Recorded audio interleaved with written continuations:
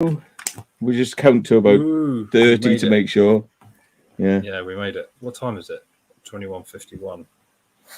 Only 20 minutes late. I scheduled it for 9:45 because you said you were having a bath and stuff. Well, I was ready by 9:35. I thought he'd be starting. Oh shit! Really? Oh, hang on. All good. Oh shit! I got it live playing in the background. I was wondering why I could hear myself coming back through my headphones. So there we go, folks. Yeah, we made it. Yeah, I had issues with the microphone, so I had to reboot. It took a while to get everything back up and running. Good stuff. Should we see who we got in? Yeah, thanks for joining, everyone. Bit of a short notice one. But in order to boost this guy up on this invisible channel that he's created, which by the way had 68 subscribers earlier on, and then has boosted. It's well over 121. It's probably even more than that now. Oh wow! Cheers, guys. I'll refresh it now. Cheers, guys! 158 subscribers now. Cheers, guys! 158. Oh Jesus! Cheers, Much guys! appreciated, folks. Cheers, guys! You see, cheers, it's done it again. Oh, cheers, thank Matt. you. Thanks. Nice, man. Cheers, everybody else. Cheers, everyone else. Yeah.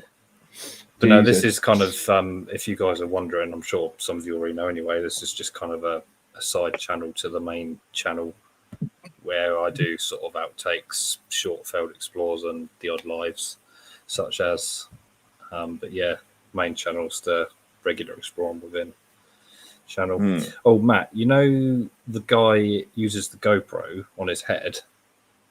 Oh yeah, that guy, idiot. Yeah, he wants the link for this, so I better send it to him. I wouldn't.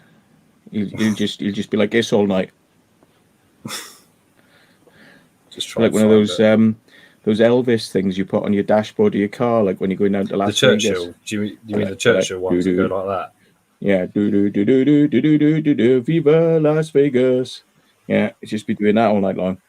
Anyway, folks, even though I've had COVID for the last speaking few days, speaking of Vegas, there we go. Okay, we were all cutting each other off, so that's fine. He can cut me off. We'll just continue down this line of cutting each other off. That's fine. Anyway, right. I'll see if I can get this in. I'm going to have a drink because I've had COVID and I'm feeling a little bit better today. So fuck it. I'm going to see whether we can drink ourselves better, because I think I'm at that point now where I can just have a few drinks, and whether it's good or whether it's bad, I can take a couple of tablets later on, and then I'm going to be guaranteed to get some sleep tonight. Oh, which is going to be good. So how long were you down for? Cheers. A couple of days. Yeah, I must have caught it on, what was it? Friday night was it Friday night or Saturday? I can't remember now. I think it was Friday night was Screamfest. Oh, so you must have caught it from there. And I caught it from there. And Saturday we were messing around, just hanging about in town, and then we came back. And Sunday I just chilled out, and then went to a funeral on Monday. Was feeling a little bit sort of down. I hope I didn't give it to people at the funeral, but no, it's one of those things, isn't it? I didn't know what I had, don't know, and anybody did really, but yeah. And then Monday evening, oh boy, I was sitting in bed I was sweating and all over the bloody place. It does take a lot out of you, doesn't it? Has to be said.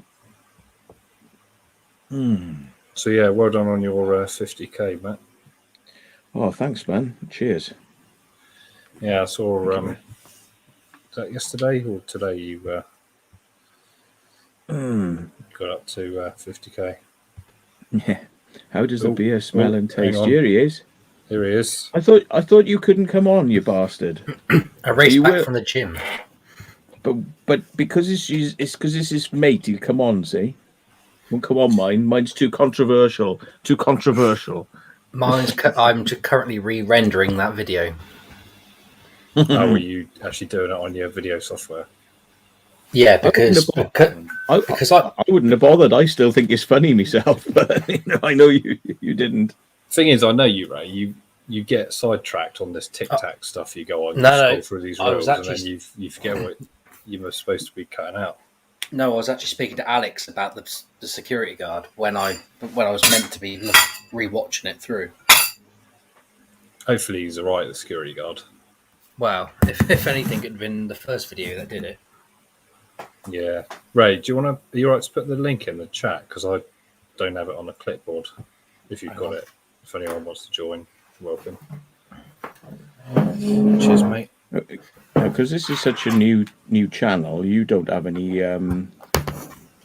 Apart from Ray, you don't have anybody as your moderators, do you? No, I completely forgot about that. Melissa, put it in the curry. Is Melissa here? I better sort that out. Jackie Green, Dinkum, Kenneth Gardner. We should say hello to these people because they've been sitting here for bloody ages. Waiting. Ghost Adventures of Cornwall. Yeah, Barry Little. Yeah, I've not said hello to. I've only got the StreamYard chat up, not the YouTube one. So bear with me if I'm a bit slow on the chat. Melissa, Barry, well known, unknown. Alex Winter. Got a few. Mark Urbex. How you doing, mate? Tracy Jackson, Dinkum, LK, Dark Urban Exploring. Just on my way. Jackie Katz, Mick Spanner, Chris McWilliams, Q, Trish, Kenneth, Karen, Matthew, Ghost Adventures of Cornwall, I think you said that one. Mam Nan. I think that's everyone. Ollie Fab. Mark Urbex. Pompeii. Eddie, how you doing, mate? Yeah. Dark Urban Exploring, Mark Lewis. Storm Chaser. Half an hour. Captain K-Man. Captain K-Man Exploration. Or as it should we say, Captain K-Man. David's Drone Adventures. Where's your? Where do you do your drone adventures? I haven't had a good old drone flight for a while. It's not been the right weather for it. I saw this video which Tracy Jackson sent me, and it's called like something like Charlie's Adventures. I never heard of this person before, never seen a video of it, but it just said Area 51. I thought, oh great, is he going to go to Area 51? I was like, oh, I'll have a look at that. So he drives up this road that leads up to near a radar tower, and if you could get up as high as the radar tower, you could look down on Area 51, but you can't get up that high. But what is up that high is a boys' borstal, like a boys' prison, right on the top of a freaking mountain, like 8,000 meters high. Was it 8,000 feet high? Yeah. Feet, yeah. 8,000 feet high. Snowy as shit at the top. I mean, it's like properly freezing, yeah. And they have like them up there, prison sort of thing at the top of this hill. Anyway, so they go up there and I'm like, all right, so what are you going to do then? So he goes, oh, I'm going to get my drone out. So he's got a pickup truck. So he opens the back of the pickup truck, and there is his drone in a box that's been bouncing around in the back of the pickup truck because he's been going up there. And I'm like, all right, so who in their right mind puts a drone in the back of a pickup truck bouncing around for number one, right? Number two, you're at 8,000 foot altitude, which means that it's sub-zero, right? So what does that do to your batteries? So I'm thinking, we got a bright one here. Oh yeah, we got a bright one here. So I'm like, he's got stickers all over his box. So glam and stickers are far more important than anything else. Then he opens it up, and then he's showing you the stickers are on his drone, and then he's showing you he's got special knobs for his controller for his drone.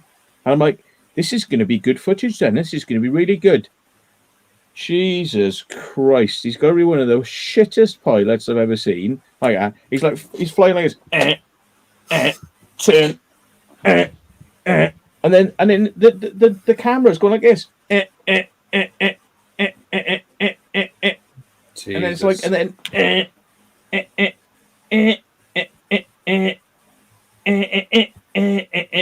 and I'm like, Jesus Christ.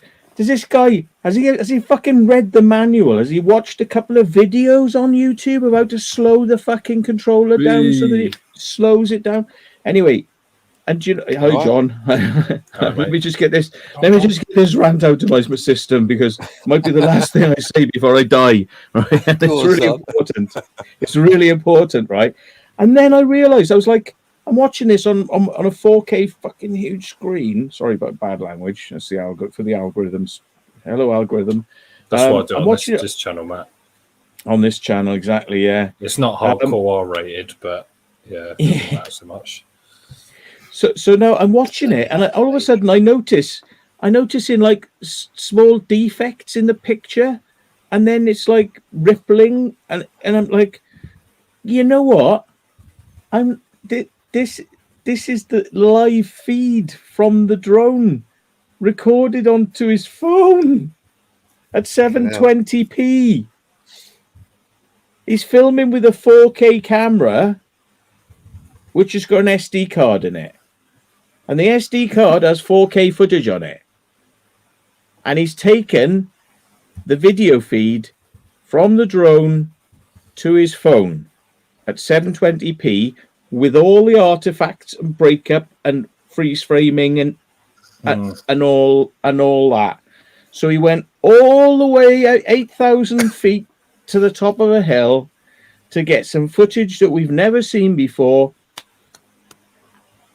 And he couldn't even take the effing SD card out of his drone and take it and put it into a fucking computer and fucking edit from the fucking SD card. What is yeah, that's ridiculous. Yeah. If you take a drone up 8,000 feet, surely it's not going to be as good at that height because the atmosphere is a lot thinner. So I wonder how well it would actually perform. It'd be all right. You just have to rev more. Oh Christ, that's giving me a headache now doing that. Fucking headache. Battery, wouldn't it? Get a flannel on your head. I found a hair growing out of my head, and it was like about here, and it was about this long. And I was like, "How the fuck did that get there? Where have you been?" I was like, "Well, again," and it was like, "Fucking hell, it's really long." And I was like, "All right, ping." I was like, How did you manage to get there? It's like right coming out the front like that. The other day. Anyway, that's it. Now that's all I got, folks. Right, now I can drink my beer. That's it. Your turn. Anyone else got a good rant? Come on, rant. Yeah. Well, I guess I could rant about middle lane hoggers. That annoys me. That's why wankers on a fucking scooter, no lights, going straight in front of you on a road which hasn't got much lighting on anyway. They need to piss off before I fucking run them over. There we are. We had that in not quite that, but when we were in Dover that time, John, those drunk kids literally walking in front of the lorries. Oh, well, my side here. Oh, do you remember that, Matt? When we were in Dover, when we were walking along the seafront, trying to find entrance to a tunnel, and there was those drunk kids. It was where Glenn climbed over the fence and went up. I know you walked off at that point. I think you walked up ahead of us. But there was two drunk guys. There. Because I said this to Matt before, but he didn't remember. We were all standing there, and there's a geezer on a skateboard and another bloke walking past. Or the other guy might be in a bike, but the bloke walking past, he looked at us and went, "All right," and he was like horizontal to the road. He's like, "Oh yeah," he's all shooting his face off. I seem to remember watching somebody walking down watching a few pissheads walking down the road, and they were staggering, and they were like lorries doing like 50, like along this dual carriageway, and the lorries were like vroom, vroom, vroom, and they were like staggering along the road. And I thought, Jesus Christ, it's one slip here now, and it's going to be underneath that lorry, bam. They weren't walking like next to the edge, like away from the road. They were like walking right down the edge of the road, like, and it was, it was pretty bad, wasn't it? Oh yeah. Oh, here's one. pricks that don't indicate and cut you off. That'll be BMW drivers. Yeah, 1 Series. I think it's not optional extra indicators on BMWs. No, indict. Isn't that indict? Take you to court and indict you. Yeah. Yeah. I think that's what he meant. But yeah, that is annoying as well. Custard cream, hey, how you doing? Did it? You feeling a bit better, Matt? I'm really, really tired. I tell you what, I was walking through the kitchen. I was stumbling like as if I was pissed just walking through the kitchen just now, and I haven't had anything to drink, like, you know. So, Bring Boris back. That's what. Yeah, there's a campaign called Bring Boris Back. Yeah. Liz Truss has gone. What is that about? You told me that today, didn't you, Ray? You were the first person to tell me that, I think. No, it wasn't me. Didn't you sort of like send me a quick message saying, "Oh, by the way, Liz Truss has gone"? No. No, I put a shit petition up and went, "Fucking, let's have a general election." There's some good memes out. Oh, that's right. Yeah, both of you. Well, Ray asked me to sign your petition. I did, yeah. So yeah. Who have you had many signatures? No idea. I haven't looked. I just thought I'd do it because I was bored at work. I mean, I had a bit of spare time, so I decided to do what I want. Yeah, Matt, why not? The dart video you sent me earlier. Where did you get that from? You know where it goes. This is what you could have won. Oh, that's my mate in Bristol. That was. I was a bit surprised at that. Yeah, that was. Video. Oh, jeez. I was in the gym and I played that out loud because I didn't realise what it was. It was a bit. It was a bit severe, wasn't it? It was going so fast. It almost looked like it was. Yeah. I didn't remember that episode, I'm afraid. God. Yeah, it was. I mean, like, I think this has got to be one of the most embarrassing moments in our country's political history. I just don't think you could actually get more stupid or low than this. Well, she achieved she achieved one thing, and that was shaking the hands with the Queen. And look what happened about that. Yeah. It's all gone to shit.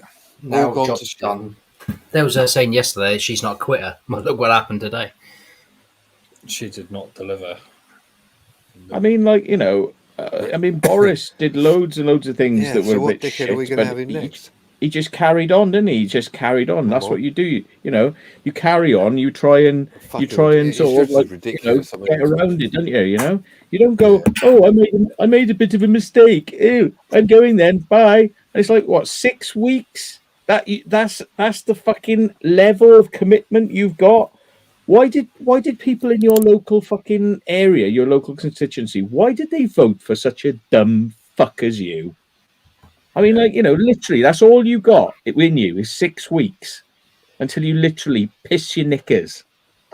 110,000 a year. Yeah. That's all she did it for. Yeah, and then she goes, I'm going to resign. I wish everyone could resign.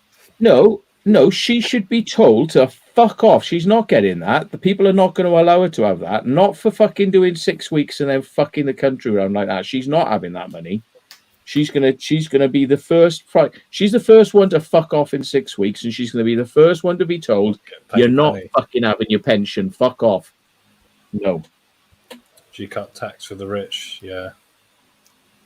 Wonder why. No. She is not getting that. The public are gonna go mental if she thinks she's getting that. She's not having that. Did you see she tried to do a Prince Philip in the back of the car earlier? What was that? Where she was trying to hide from the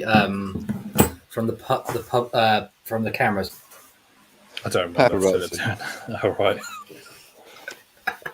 That's what they were saying in the papers earlier. Christ.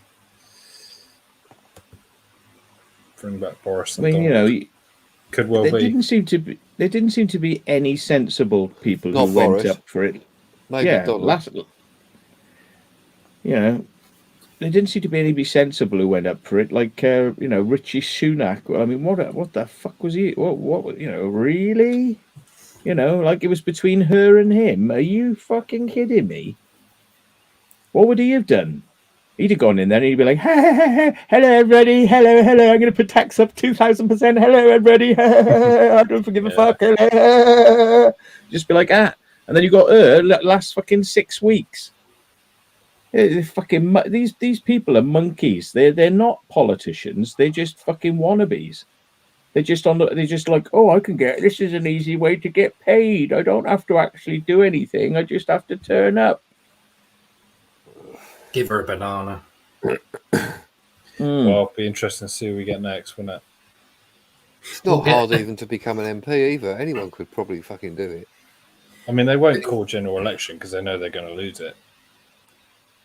Well, they might have no choice at some point. Nah. Every new sort of person that comes in, like from the leadership election, that says, oh, we're not having a general election. Like a month later, there's a general election. Because they realise they can't keep to that. We can't keep on putting fucking, people in all the time. I mean, the public have had a fucking guts full now. Yeah, it's getting a bit silly. Way up, dude. Why have you nicked Frank Triggs's photo for your icon? It's not very nice. Your backdrop.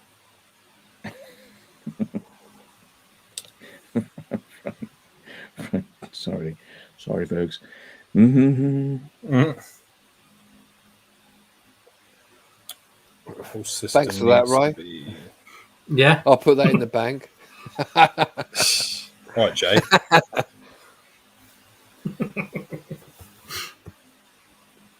Jay Cartwright. It's Cartwright, isn't it? don't know. Adrian, how you doing, mate? I've had to live the last couple of days with my air conditioning on, lying on the bed with nothing but either nothing on me, like literally no clothes apart from a t-shirt, the air conditioner on, blowing on me, blowing cold air on me, or just one sheet, just like one sheet on top of me. So anyway, I'm gonna put it on now. So I'm getting the beer's making me hot. No shits on the bed. Oh, the Italian man who went to Malta. That one. That's funny. That. Yeah, if you, it must be on YouTube. If you type in the Italian man who went to Malta. Yeah. Yeah, that's it. Went to a hotel and there was no sheets on the bed. Oh, the manager. Tell him I want a sheet. No, they didn't. Anyone else heard that? That's brilliant. That's back when PC wasn't really a thing. Well, it was. I'm but guessing. so woke. I'm guessing no one in this chat is PC because you follow most of you guys follow Matt. PC. Which is how we roll as well. We're not PC. I was watching. Have I got news for you or something? And they were. I picked up on loads of fucking racist comments on that show. They were talking about wiggy woggers and stuff like that, and fucking all sorts of. Jesus. There was loads of things on there, and I was thinking, Jesus, I've just been accused of a fucking hate crime against somebody who's got disabilities, and I'm thinking like, oh, that's all I got to do though is just go on television and it's perfectly all right. Just fucking get on television, but don't do it on YouTube though. Don't fucking say it on YouTube.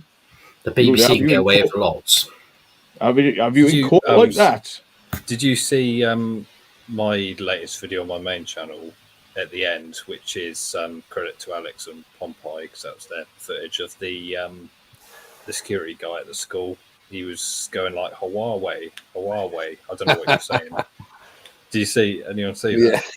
Yeah, I've seen that. He's going mad. I think he was just shocked, if anything, because it was like, please. Oh, it was fine. Fair play to Alex for sort of holding his ground on that. He's quite good in those situations. I kind of wish I didn't go out the other exit because we both went out different exits of the building. You'd rather gone in the same exit, yeah? I would have rather gone out the same exit as them, yeah. And then I could have bumped into the security guard because he seemed like a funny guy. You can go in any exit, mate. Dirty bastard. The Motorway exit. Yeah. I call police, and he'd be like, "No, it's all right, mate. Thank you." And he's like, "No, I called police." He's like, "Thank you." Yeah, he's like, "It's a police," and I said, "There's no need to say police. It's just thank you." Yeah. Brilliant. Yeah. Of the security guard. Didn't really take a while. But yeah, it was so bizarre. We were in there and I said to Alex, "Can you smell that? Like stunk of curry."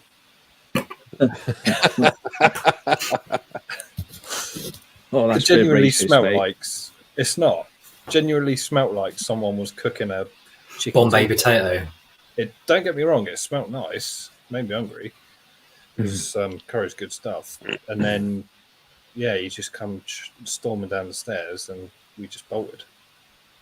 Yeah, but like if you went in the room, they'd be all like fucking rat tails out of a fucking pan, like with a fucking load of curry powder in there, and fucking rat tails just like bobbing out the top, like, you know.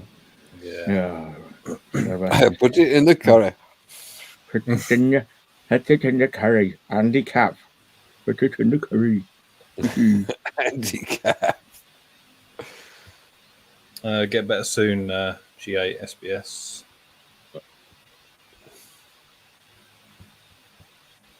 Front Is he not? entrance. He's got what? Painful.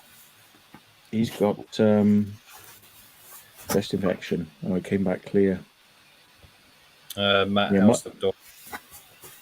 Dog's all right, actually. Dog was really glad to come back after 2 days with my friends who were looking after the dog just in case the worst happened. And the dog was really sort of like glad to get back home. And I know this because the dog's behavior has now changed so much so that every time I go to bed and I call the dog comes up and jumps on the bed and goes to sleep on the bed. It's like dog's mentality is now like, I don't want you to get away from me. I want to be close, so you can't get away from me. Don't want to lose you again. I'm afraid of losing you. Oh. You're right, bearded. See how their poor little minds work when they have to go somewhere strange for just 2 days, and they're like, poor baby. How you doing? Matt, can we see Angel? Well known. Angel. She's downstairs. I haven't got anything to give her, but I'll just call her up. Don't have treats on the desk on standby. Just get some peanut butter. No, if I have treats on the the desk, she climbs up there and bloody gets them. So there's never any treats on the desk because she'll bloody have them. Angel. Probably have to go downstairs. Oh, here she comes. So I probably have to coax her with something. Where is she? There she is. Hey. Hello, puppy. What you doing, then, puppy? What you doing? You good girl. Oh, you can't see her. There we are. Oh, she's a baby, aren't you? You missed me, didn't you? You missed me. You missed me. How old is she now, Matt? Don't leave me. 11. 11. 11 years old. 11. Yes. And you've been very friendly lately, haven't you? And you've been coming when I call you. And you've been all good, but you've been stuck in. I have taken her out, even though I've had COVID. I took her up the park and walking around. Oh, sorry. Yeah, she went to see her, looked down, and she was like, what did you just say? Probably needs a fair bit of exercise. Yeah, well, I felt terrible walking around the park. I was walking like, every time I say the word, she knows, I'm so sorry. Did I say a word that means things? I'm so sorry. Yeah. There was a thing in the news today says you must not kiss your dog But what they meant was like you're not allowed to let your dog lick in your mouth. Basically, that's what they were saying. And it's like, who the fuck lets their dog lick in their mouth? I mean, fuck's sake. But I think I've heard.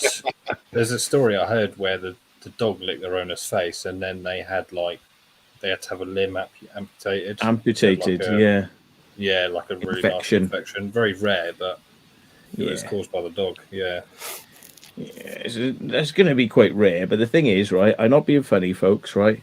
Have a look how clean my dog's. Have a look how clean this dog's teeth are. Right. That's Oral B right there, mate. That's fucking clean. That is clean. Let me see if I can. I don't know if I can show this to you. Will it work? It doesn't work, does it? It won't zoom the Eddie, camera. I was thinking the other day, your name Pompey. Another good name for you would be Eddie Zerbex. That's cool. Eddie Zerbex. Eddie Zerbex. It'd be right if he actually did video, but he only takes pictures. It should be Eddie Hitler, good, really, Eddie. shouldn't it? Eddie Hitler. Eddie Hitler. Yeah. Hang on. I'm gonna take a fiver. I'm gonna take a photo of my dog's teeth, right, and just show you how good they are, right? Because they're pretty good, right? So, right, they are a little bit yellow at the top, right, at the moment, but trust me, on your phone, Matt. Yeah, they're a little bit yellow, right? Little bit yellow, but I haven't cleaned her teeth recently. So anyway, when I clean them, they're absolutely white from top to bottom, and you know she's got the cleanest teeth of any dog I've ever seen personally. I mean, and her breath does not smell. As far as I'm concerned, that dog has got the best teeth ever. So I've never seen a dog that's got teeth like that, and she literally will let me. I put her sort of like flat on the bed. And I get a kitchen knife with a rounded edge, you know, like so it's like that. And I just put my torch on, glasses on, and I just get down there and I just literally just scrape off all the teeth and then give her a treat, and then and I can lift her back up and I can get all the teeth at the back as well, which actually pick up more plaque than the ones at the front. And I can do both sides, and her teeth are fucking immaculate. And the vet has complimented me and said, "Wow, your dog's teeth are like a puppy dog." And I'm like, "Yeah, because I clean them." But the thing is, I've never been able to do it with any other dog that I've had because their teeth. Because I've always been rescue dogs, and their teeth are pretty much fucked. So if you start scraping them, it would have been literally pulling bits of the teeth off because they were already fucked by the time I got them. Yeah. So yeah, but I thought this one, you know, I've got her from a young age. I'm going to make sure her teeth do not go wrong. Yeah.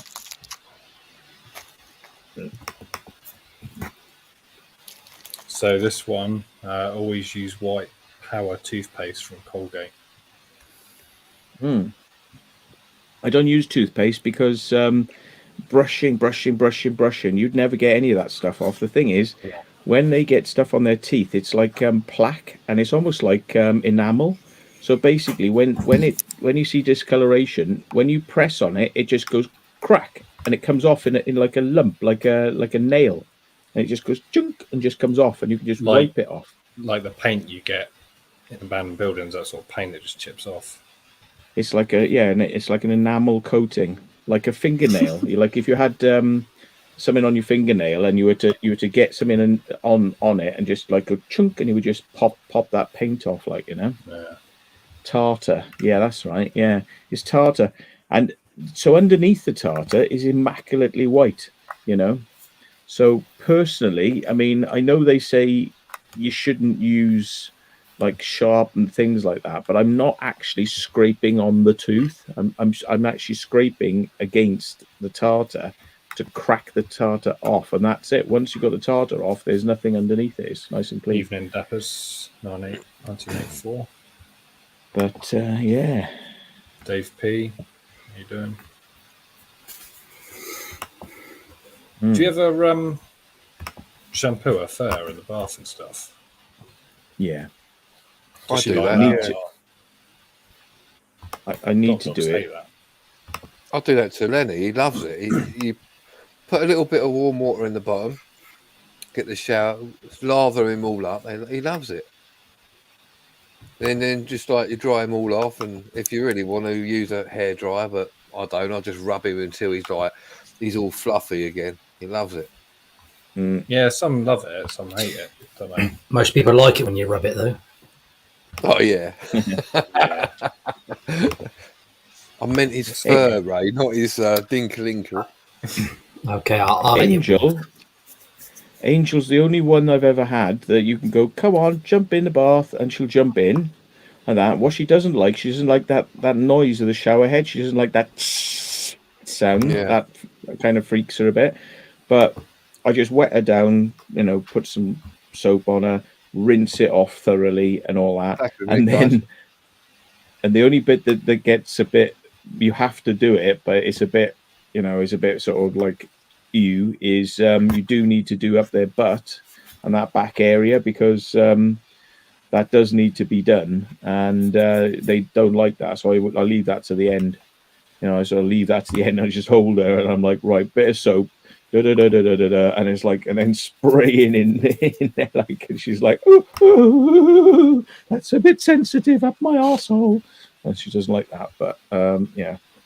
It's amazing how much of a difference my dog's back end is sort of it's whitey grey, but like when you wash it, it's like pure white. It's my dog's back end, because they're always sitting down on their back end, aren't they? Sitting in dirt, sitting in this, sitting in the other. So it's always a bit. Yeah. I've got to get going, guys, because I've got to work early tomorrow. So I will speak to you guys later. All right, no worries. All right, thanks for popping in. Cheers, no worries. Ray. Nice to see you. Cheers. Catch you later. Catch you soon, man. Angel didn't seem pleased with your hose pipe in the garden. She chases it. Yeah, she does sort of chase it. If I like spray it in the air, she like gets aggressive with it, like ow. She wants to have it. She wants to attack the water. She's not frightened of it. She's more sort of angry with it. Yeah. Yeah.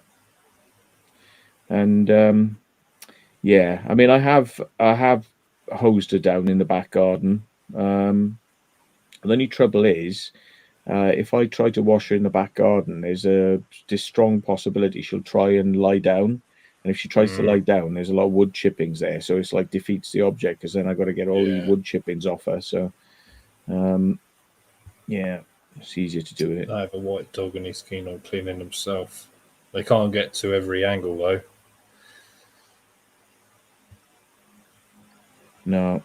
Sometimes I put Angel in the bath and I literally just wash her back end.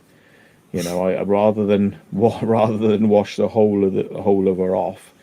I just literally just sort of lather that back end up and wash the back end, because that is the bit that gets the dirtiest, really. Yeah. So.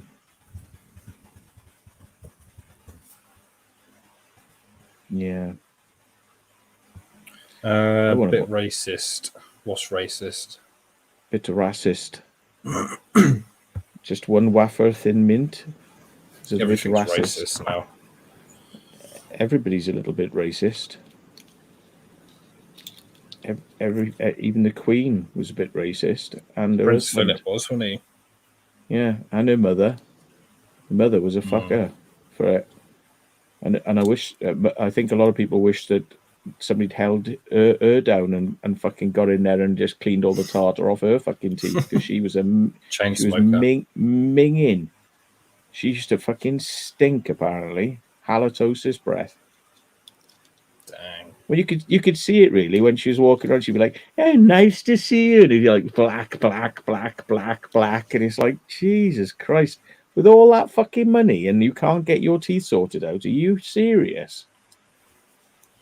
Kenneth Gardner. There's nothing wrong with my teeth. Don't forget them ticks. Nothing. Loads around.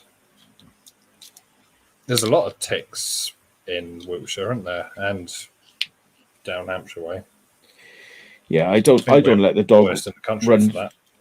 Yeah, I don't let the dog run round in long grass. and I don't let the dog stay out the back garden lying around, so she's very rarely ever had a tick thing. I think maybe once. Yeah.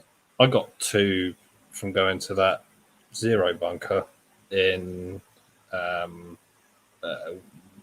was it Witton in Salisbury? Yeah. That one you went with Toby that time. Yeah, I mean, how the fuck did they get? I mean, sorry, how did they get on you then? Because just walking through the long grass. That's mad, isn't it? It's weird. Yeah, you don't actually see them until about 2 or 3 days later. That's when you actually notice them. Yeah, because they start off really small and then they just expand their little blood sac. Not like stupidly big, not like you'd find on animals, like dogs or something. But yeah, they get noticeable. It just feels like an unpleasant itch sort of thing. Yeah. But yeah, they're a nightmare. Yeah. Have to get them out in under 3 hours to avoid Lyme disease. It's a bit longer than 3 hours. It's have they got Lyme disease, because maybe they haven't got it, and just depends what they've been feeding on, whether or not whatever they fed on had Lyme's disease. And also I think it's if you get them off without squeezing the blood back in as well, you're meant to grab them and pull them off and hold them off until they let go. You're not meant to grab and squeeze, because if you squeeze blood back into you, which will then infect you. Yeah, that's right. Yeah. So yeah, you don't want to sort of squeeze it so much that it just froze up inside you. I think you have to get the tweezers flush on your skin and just put it straight out. Don't twist it. You talk about ticks. Yeah. Yeah, you have to go just underneath the, where like you've got the main sac. Yeah, you got to slowly just go underneath where they're basically their teeth are, which latches onto your skin, and you got to gently pull them away. I've made if you get tweezers, or if you get didn't know that.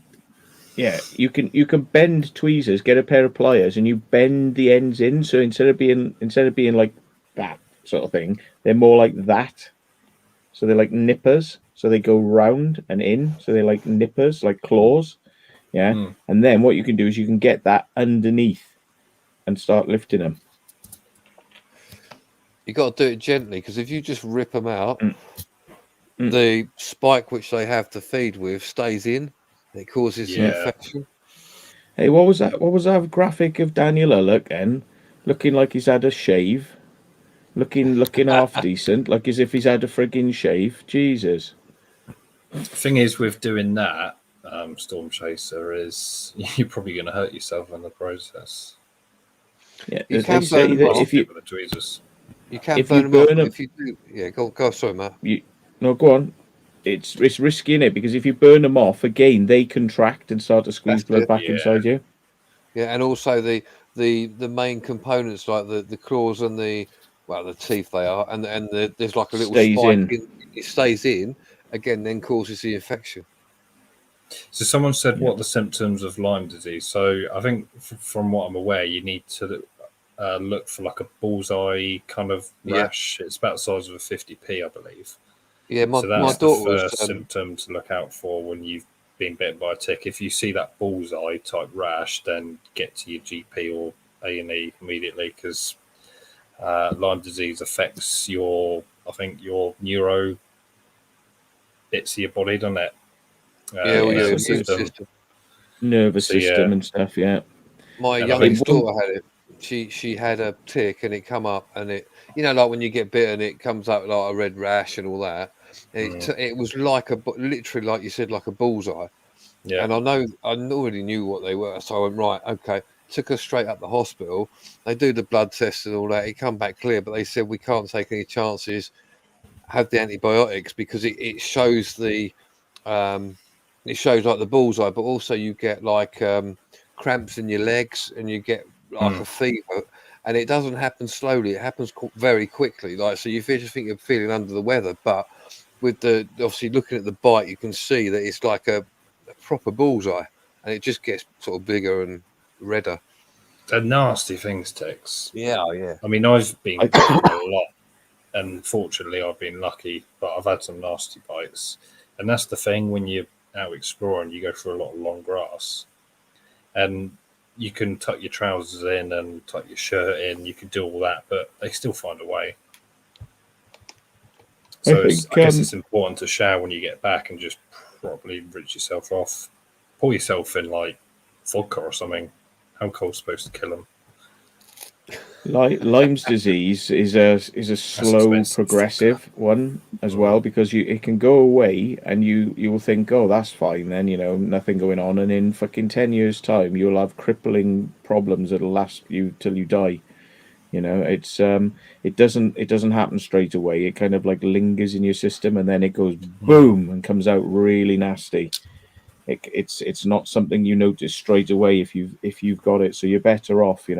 And the other thing they say as well, for both pets and adults, if you get a tick on you and you remove the tick, you should keep the tick, and you should go and see a doctor. Some people say about you freeze them, just put them in the freezer.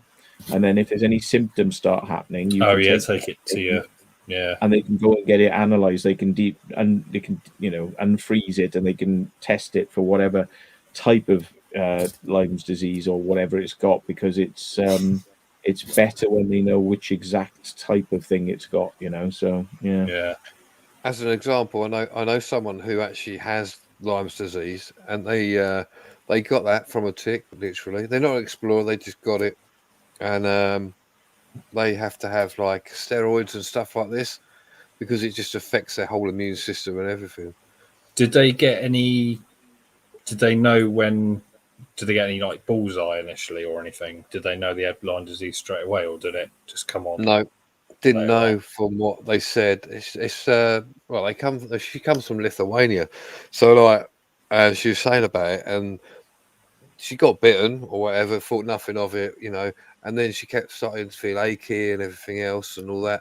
Thought it was just a flu or something like that, and then it just got a bit worse and had to go to the hospital. And then they said, "Yeah, this is what you got." And once you got it, you can't get rid of it. It's there. You have it. Unless you catch it really quickly, once it's got your body, you're fucked. Yeah, just got to be careful. Yeah.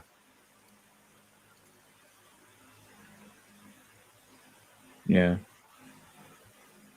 So houseflies also give you skin infection. That's the dog. That's the dog's tooth a bit closer. So that's a good canine, mate. That is. It's pretty clean, and like the same with the others as well. Like it's just Gums a little pink, bit. So that's a good sign. A little bit of yellow on the back of that one, but that'll clean up. So dog's teeth are very clean. And that's just because I haven't done it. Like I haven't done it for like a couple of months, but anyway, somebody just sent me a message or something about. I have to get him another beer now. Yeah, I'll get a beer then. She'll be back. All right, mate. You'll be back. I will be back. So yeah, it can get ticks in long grass if taking dog for a walk. Surely dogs get ticks all the time. They've got to. Not really. They do get them. But I've never known a dog to get it, or I've had. I had a cat which had one once. That was not nice. Yeah. I think I agree with that. What Storm Chaser says. You're not supposed to twist it. You're supposed to just pull it straight out. Because it doesn't twist itself when it goes in. It just goes in. If you start twisting, you break it in half, and then... I was in France.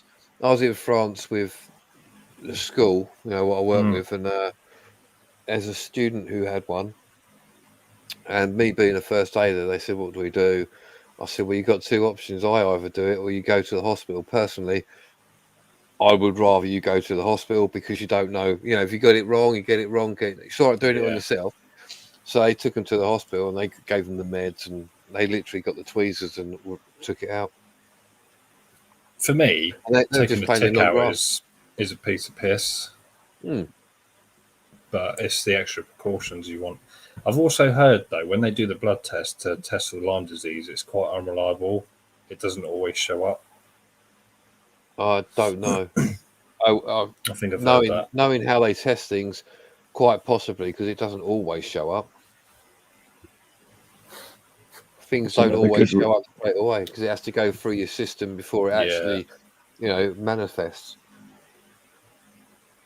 Another good reason to use Frontline, because as a type of for you, John. As a good it's a good flea killer, but it basically rubs in and goes across the whole of the body of your dog. Right on the neck, but it kind of works its way around. And I think on contact, I think if ticks try to get on a dog, then they just gotta go and just die, So the thing with Frontline is it's been around since the 80s, so I think it's not as effective as it used to be. I think a lot of parasites become somewhat immune to it. Well, it's like anything. It's like anything. You give rats you get rats warfarin, right? So warfarin, for those of you who don't know, it's also used to, in layman's terms, thin the blood. It doesn't thin it, but that's set aside. And rats are getting more immune to it because they've been dosed it all the time, and obviously it was killing them, and they're now becoming more immune to it. So that's why you've got these big fuckers everywhere. They don't care. It's like anything. They have that for lunch, wouldn't they? But that's the same with anything. It's like anything. If you take something long enough, you'll become either immune to it, or it won't do any harm to you, or won't take any effect, depending on what it is, obviously. Yeah. Like antibiotics is a prime example. What's Daniel look on about? Cranial neuritis. So he said are all major side effects of Lyme disease. Encephalitis. I don't know what else that is. Radioencephalopathy, encephalitis, encephalomyelitis, radicolitis. So it's all to do with the nose and the brain, basically. Plexopathies and demyelating neuropathies. Are you just trying to fucking see whether we can pronounce these things? I can read it. Yeah. I think that was a challenge, wasn't it? Encephalitis, well, that's swelling in the brain. Soiling the brain, shit in your head, shithead, swelling, fluid. Oh right, yeah. Your way doing? How's everybody doing tonight? Bloody hell! It's a beardy weirdy. I'm not that weird. The beard is bigger from last time you saw me, though. I think it's like Santa, but slightly further south. How you doing? About the white grey beard. Oh, not too bad. What's all these hand things on the wall? Then have you been like experimenting with some art or something? Oh no! Like I was basically like doing my room up and whatnot, and I got bored. Like, put it this way, this room was awful before, and then I was like, well, we're currently dealing with that at the moment. We ran out of paint. Jesus Christ! Get him off. No. Get him off. Can't have people like that on, yeah? You should have seen it before, though. Like, hello, is that Lawrence Llewellyn Bowen? We've got a problem. I had like, yeah. I built my studio, so I spent like 6.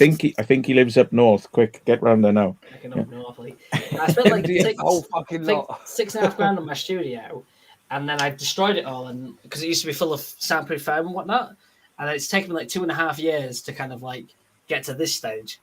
And like right now, we've got to fix the window, so that's the next step in the goal. Because it's he hasn't even got handles on his window. We've not opened that window in about 2.5 years since I said I wasn't going to stream or create content no more. So, as long as you don't have a fire, you'll be all right. Well, you'll be able to get out. I'm happy though. Like 2.5 years and finally getting somewhere. What? What are you on about? Come on now. I'm just waffling. How's everybody else doing anyway? I'm all right. Not bad, mate. How was so obviously like Volty, you told me about Screenfest. How was it? Because I really wanted to go, but we didn't end up going. Screenfest was brilliant. Fucking getting COVID after it, not so brilliant. Oh God, no. Yeah. Screenfest was okay, but I got to be honest. I've done it now, and I realise that the attractions there are the same things each time. So if you've seen them, you don't really need to see them. It's always good just go for the meet and greet and socialise. Go for the meet. The mazes. Yeah, they got. Yeah. I was going to go, but yeah, it just kind of crept up on me too quick. But I'll plan to go next year, I reckon. Yeah, I think I'm going to go next year as well. Like, next year, probably. Maybe we're just arrange something and then go up at the same time. Saves taking multiple cars and stuff, doesn't it? Yeah, it wasn't too bad. Thing is, though, the way up there, it sent me all the way across country for about an hour, and then on the way, no. But then on the way back, I did sort of come down, and it forced me to go through the toll, and it was really quick. But I couldn't understand how it could be so just obnoxious the other way. It was just ridiculous. It was like a diagonal across country this whole way, when I'm sure I could have just gone up and cut across much quicker, but I just followed the sat nav, but it was just like, this is stupid. Whereabouts is it? Is it Staffordshire? Burton on Trent. Is it always in the same place, or did they change it round? No, same place. Okay. And no, Storm, it's not cannabis oil. It's just nicotine. Is it the same time? I'm going up to Cumbria tomorrow, so happy days, That'd be a nice drive. Did you say Cumbria? Same date every year? You know why, Matt. Think.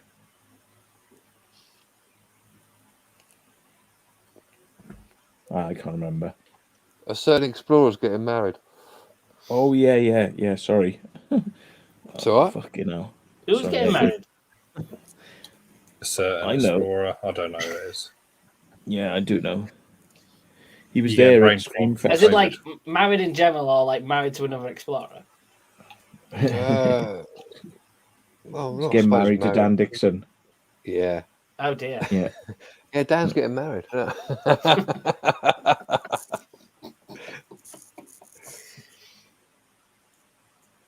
Yeah. So that's going to be a good drive up there. Dan's third polygamistic gay marriage. Yeah. Tom's Urban Explorer. I've already got my handle. Josh is his first husband. Steve Ronan is his second husband, and Flex is going to be his third. So, yeah. He keeps a harem of male explorers as his husbands. He's got a new religion. Yeah. Oh, fair play. Well, have a good time, mate, and wish him all the best. Yeah, I will do. I'll tell him that you can't be asked to go up there, and you just can't be fucked. And you think he's a thoroughly awful person. I don't know.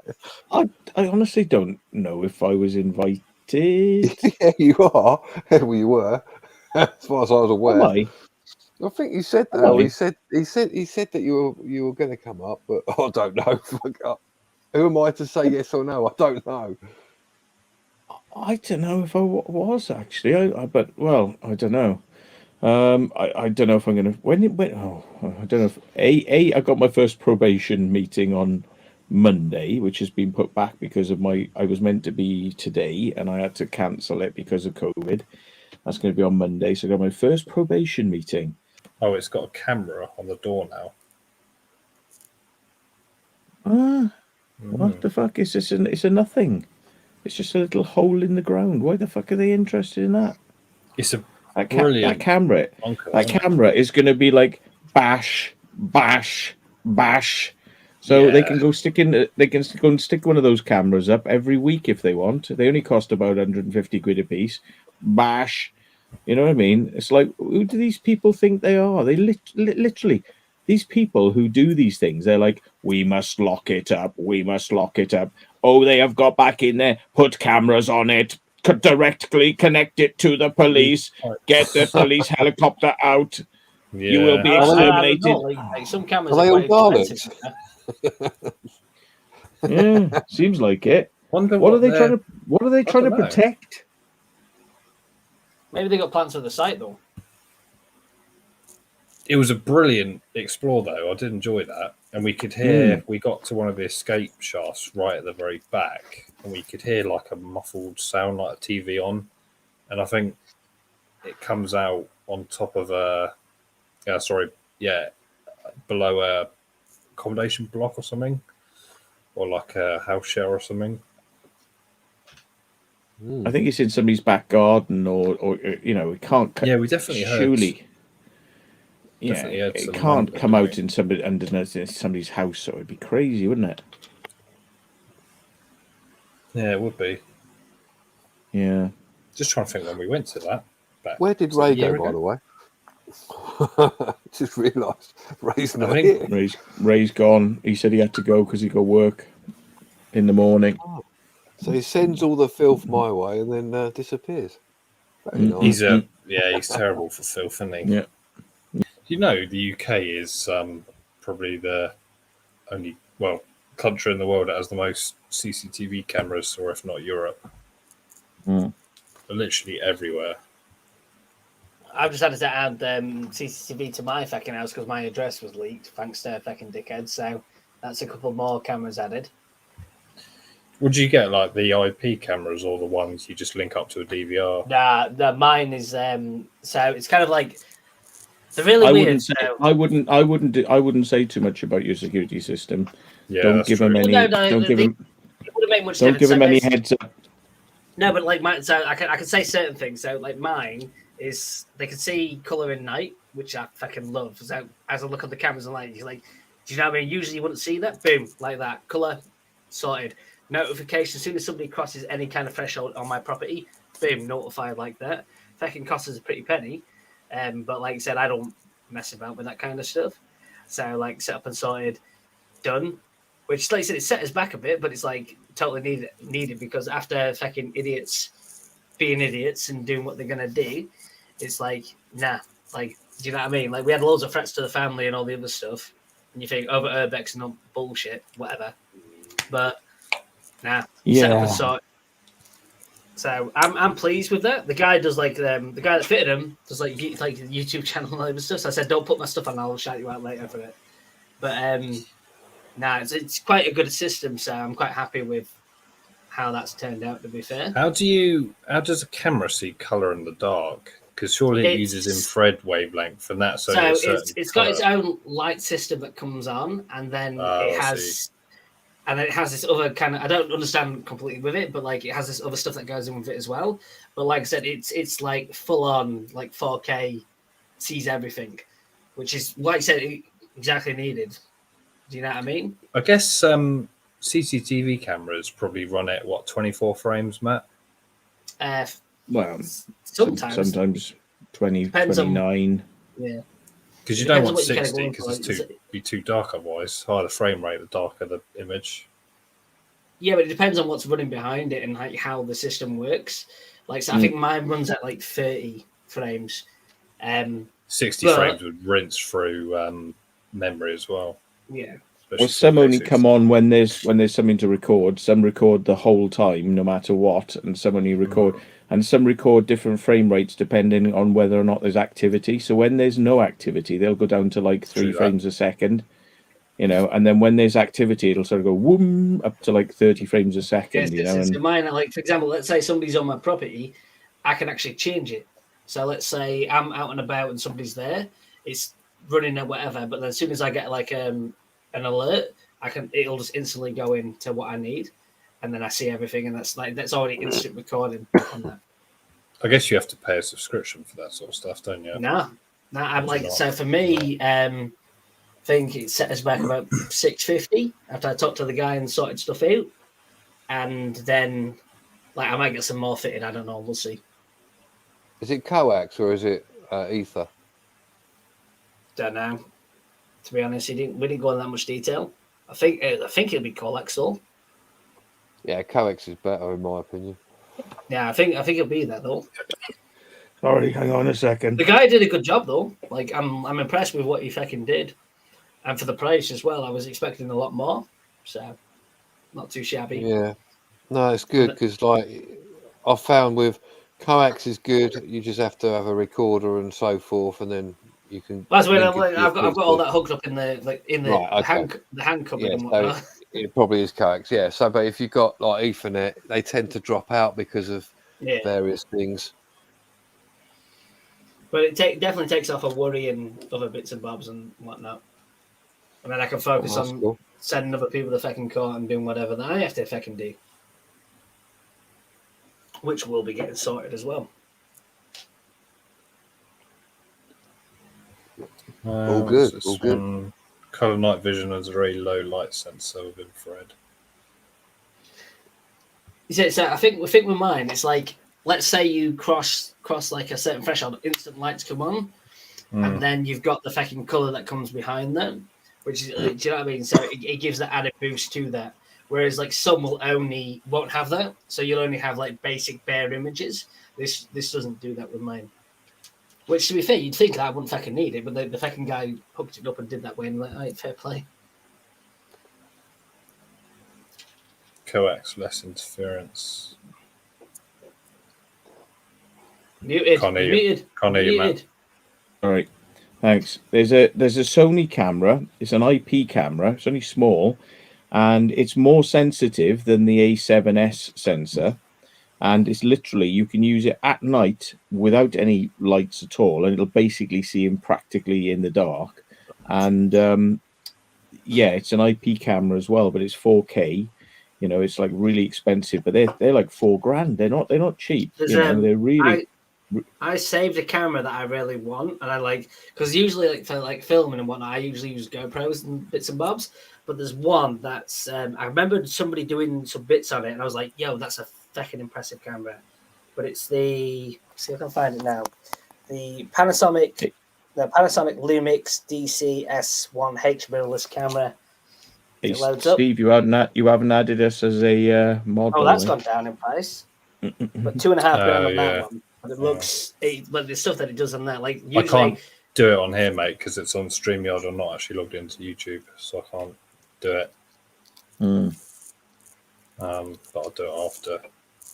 But like nowadays, I don't use DSLRs anymore because I keep jumping on shit and breaking stuff. I guess that is a good point because it can't be hacked or interfered with. But that's like traditional DVR, isn't it? Where it goes on a box. Yeah, if you've got a DVR, it's coax. NVR's it's an NVR is Ethernet.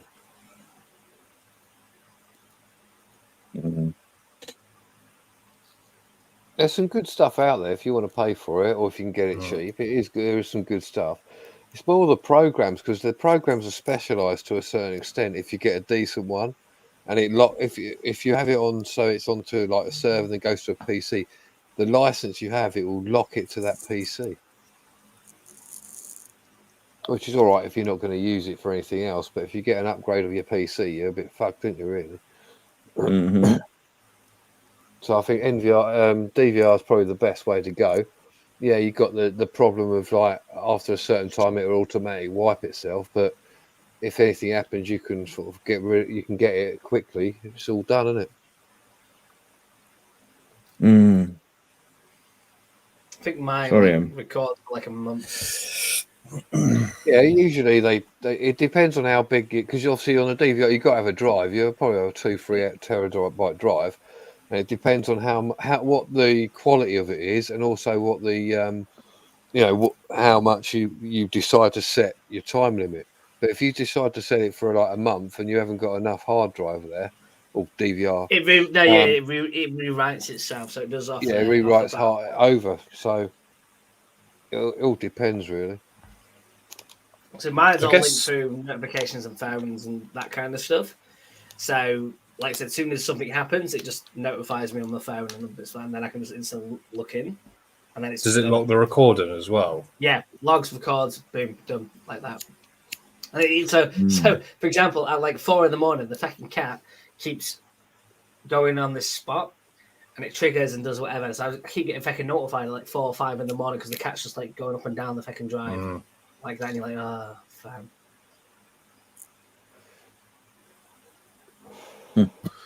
Yeah, that's only if you got enough space on the IP though.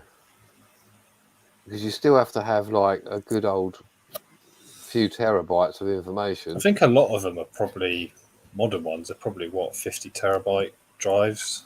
So if you do it, nah, too much. Usually you're talking about 3 to 5 max. Yeah. Is there any sort of backups on them as well? No, well, it depends. It depends on what you want to pay, but like usually that's why you have the overriding system. So it lasts for like generally for security systems, they last for about a month to 2 months max. You won't go up on that, depending on the activity and what's based on that. It depends how they set it up as well, because they can set it up so you have a backup. But then that'll be backed up to where like its own PC, like its own taking off that. That's right. Most people that have those kind of stuff, even businesses don't have that. They have the one setup, and then after so long, it will rewrite itself. That's right. Yeah, it will literally just overwrite whatever it's been recording for the past month.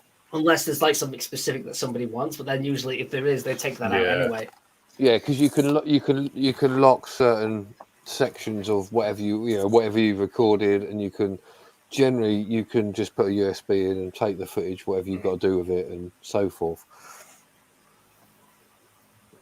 Karen, of course, I know nothing about it. That's on one of my latest videos on the main channel. You're referring to there? Yeah, that was nasty. Those spiders.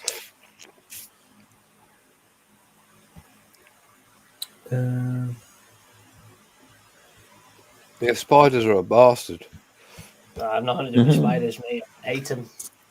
Went to one house and they're like cameras are a nightmare because they sort of like make the webs over them, didn't they? And just like, oh yeah, you see some of the places that like have been left for like 20, 30 years, and the webbing that they have is just mad, awful.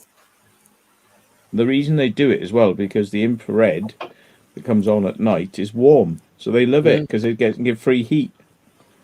You know, so it's like, oh, nice bit of warmth, like Yeah, you don't think of it like that, do you? Yeah, it gives off heat.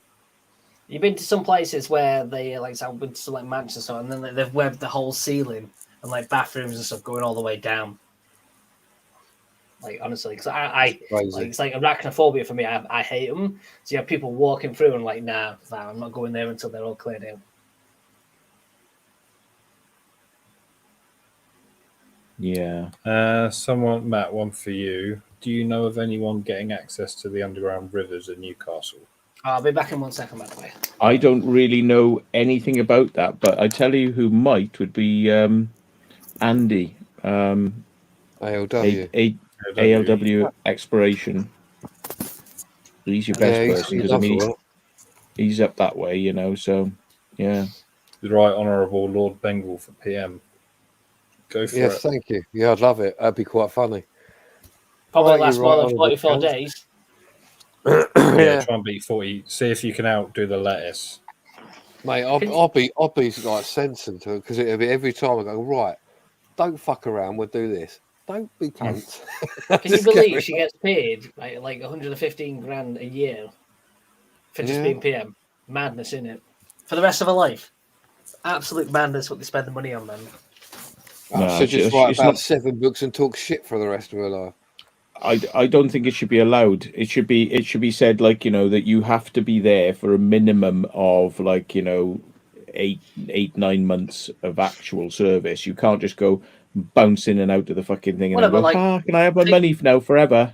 Think of it logically though. You got your Boris and Liz and whatever was before, but like, and then the next Prime Minister, that's like 340 odd K every year, just bounced out of taxpayer money. Madness. Yeah, we are wasting a lot of money, aren't we? And stop voting for service. Another problem is our foreign aid budget as well. I mean, I don't disagree that we shouldn't.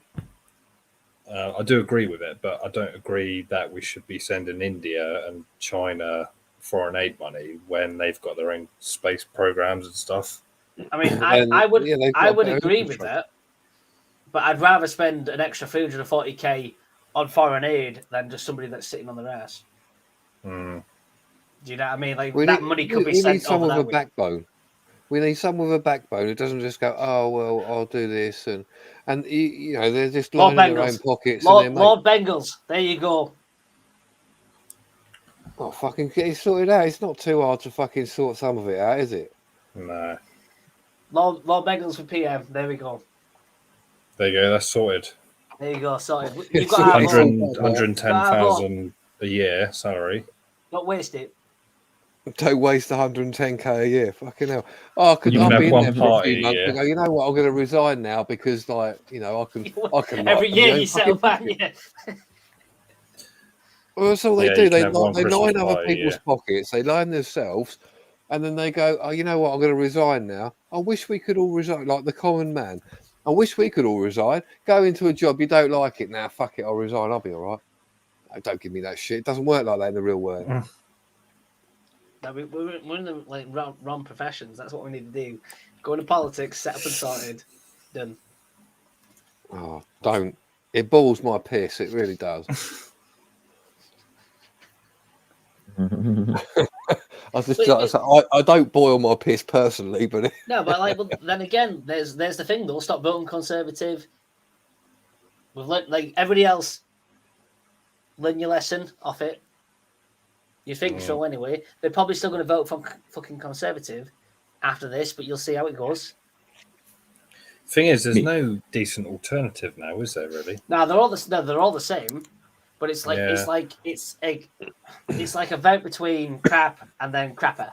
Do you know what I mean? That's the equivalent of it. Nobody's going to be voting Liberal. Nobody's like some people will, but they're never going to get in power. Same with Greens and all the other fucking things that go behind it. It's always between Liberal Democrats aren't actually Democrats, are they? Yeah, no, but like, at least Liberal would maybe like they toe the line a little bit compared to the other parties. Like it's not something we've had since like is it 1918? I can't remember. It's something between that. But like we've not had a Liberal proper full-on party since about then.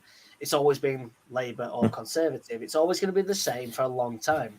You can have a couple of MPs, but it's not going to make a difference. It's always going to be between the two. And like Keir Starmer, for example, he's like literally a red Tory, but at least he's not as a bad Tory compared to the rest of them, in my opinion. Yeah. It could be better, it could be worse. It could be a lot worse, though, as we're going now. So, do you think Liz Truss can claim unfair dismissal? She wasn't dismissed; she resigned voluntarily. So, maybe she should. She can claim off herself. Like, maybe she could. Maybe she should have committed a few crimes and then, like, absolved herself. What do they call it? Like what's that? When you pardon yourself, essentially. Pardon. Yeah. She could have committed a few crimes, pardoned herself, and then quit. Like, just Prime Minister can't pardon. Full Monty, do the full Monty. Like, here's a madness though. Boris might get back in. Can you imagine that? Thing imagine is, that? Yeah, but what's the point? He fucking resigned. Oh, I'm going to resign now. It's okay. Oh, I'll come back. He only just for a resigned laugh. because he had to. Well, this is the thing. Yeah, because it was this is where forced. It all goes fucking wrong, doesn't it? If you resign, fuck off. You can't go in again. You done what you wanted to do. Now you can't come back in. No, it doesn't matter how much you try. Bengals. I put a bet on to put fucking Ben Wallace in Parliament, like in the fucking position, right? Ben Wallace. And Ben Wallace, right? The day after I put the bet on, he's like, "Nah, I'm gonna withdraw completely." Now he's back in. Madness. Are you kidding me? Michael Gove better. 150 quid off. Oh, I know Michael Gove, like, he won't have the support for it. I think people think he's such a fucking prick. It's gonna be, everybody knows he's going to be Rishi Sunak. Have you seen the is it Spitting Image skits they do on BritBox? The puppets, they impersonate the political leaders. It's so funny. You should see it. I'll definitely look at that after. They did like Dominic Cummings. Like, I'm telling you now, it's probably going to be Rishi Sunak. It's the most likely and most fuck that. Right. Nah. He was. But he became such a fucking penis towards the end of his campaign. Yeah, but you got to remember though, the Conservatives, the other Conservative side of that, like Rishi Sunak. That's it's not between the it would be the most embarrassing time in British politics. I mean, you can't. I mean, I don't. I think like picking it though. That's the weirdest thing about this. It's not the public that are picking the prime minister. It's the Conservative Party and all the votes that come in between that. So Rishi has, like, compared to Liz from before, had the highest vote and the highest confidence on that. Like, he would bring the markets up a little bit. He's still a fucking pleb. Don't get me wrong. But at the end of the day, he's going to be the most likely guy that's going to take over the spot. Which is ridiculous because what he was announcing, what he was wanting to do, Jesus. He was, general election is going to be interesting, I think. Well, the general election will be for another 2 years, unless it's forced. I think it's January 25. They said. Is it 25? I thought it was 24. Yeah. God, don't tell me it's 25. January 25. Yeah, no, that's what they said on the news. There'll be a general election before that. It'll be forced. Actually, no, you might be right. Actually, it might be. Hope so. I think it's 24. Yeah, I think the general election was December 2019. And the only reason, unless they have the next PM fails, then we might get another. We might get a general election, which is needed.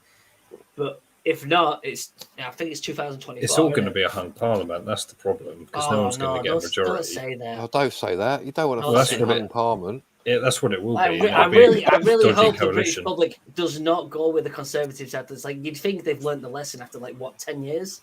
Jesus Christ. I honestly think you're going to have riots if fucking Sunak gets in. I think you start having riots in the street. People have just been we're not having fucking we don't riot. idiots. The majority of us don't we're not riot having then. Idiots in charge of this country. Fuck off. Yeah, we're not having fucking hello, I'm here, hello. We're not having a fucking idiot in charge of the fucking country. All the other countries, the majority of British people don't riot. They don't do that kind of stuff. It's very rare when we do that.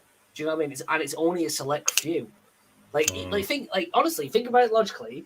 Think about all the green stuff going on at the moment, all the fucking ecological stuff like that. We've got a few bits of bobs. Most people don't give a shit. We're going on with our daily lives. We've got so much going on in general. We're not caring about these other things that are going on. I'm telling you now, it's most likely. I mean, like I said, I'm hoping it's at 100. It's probably going to be.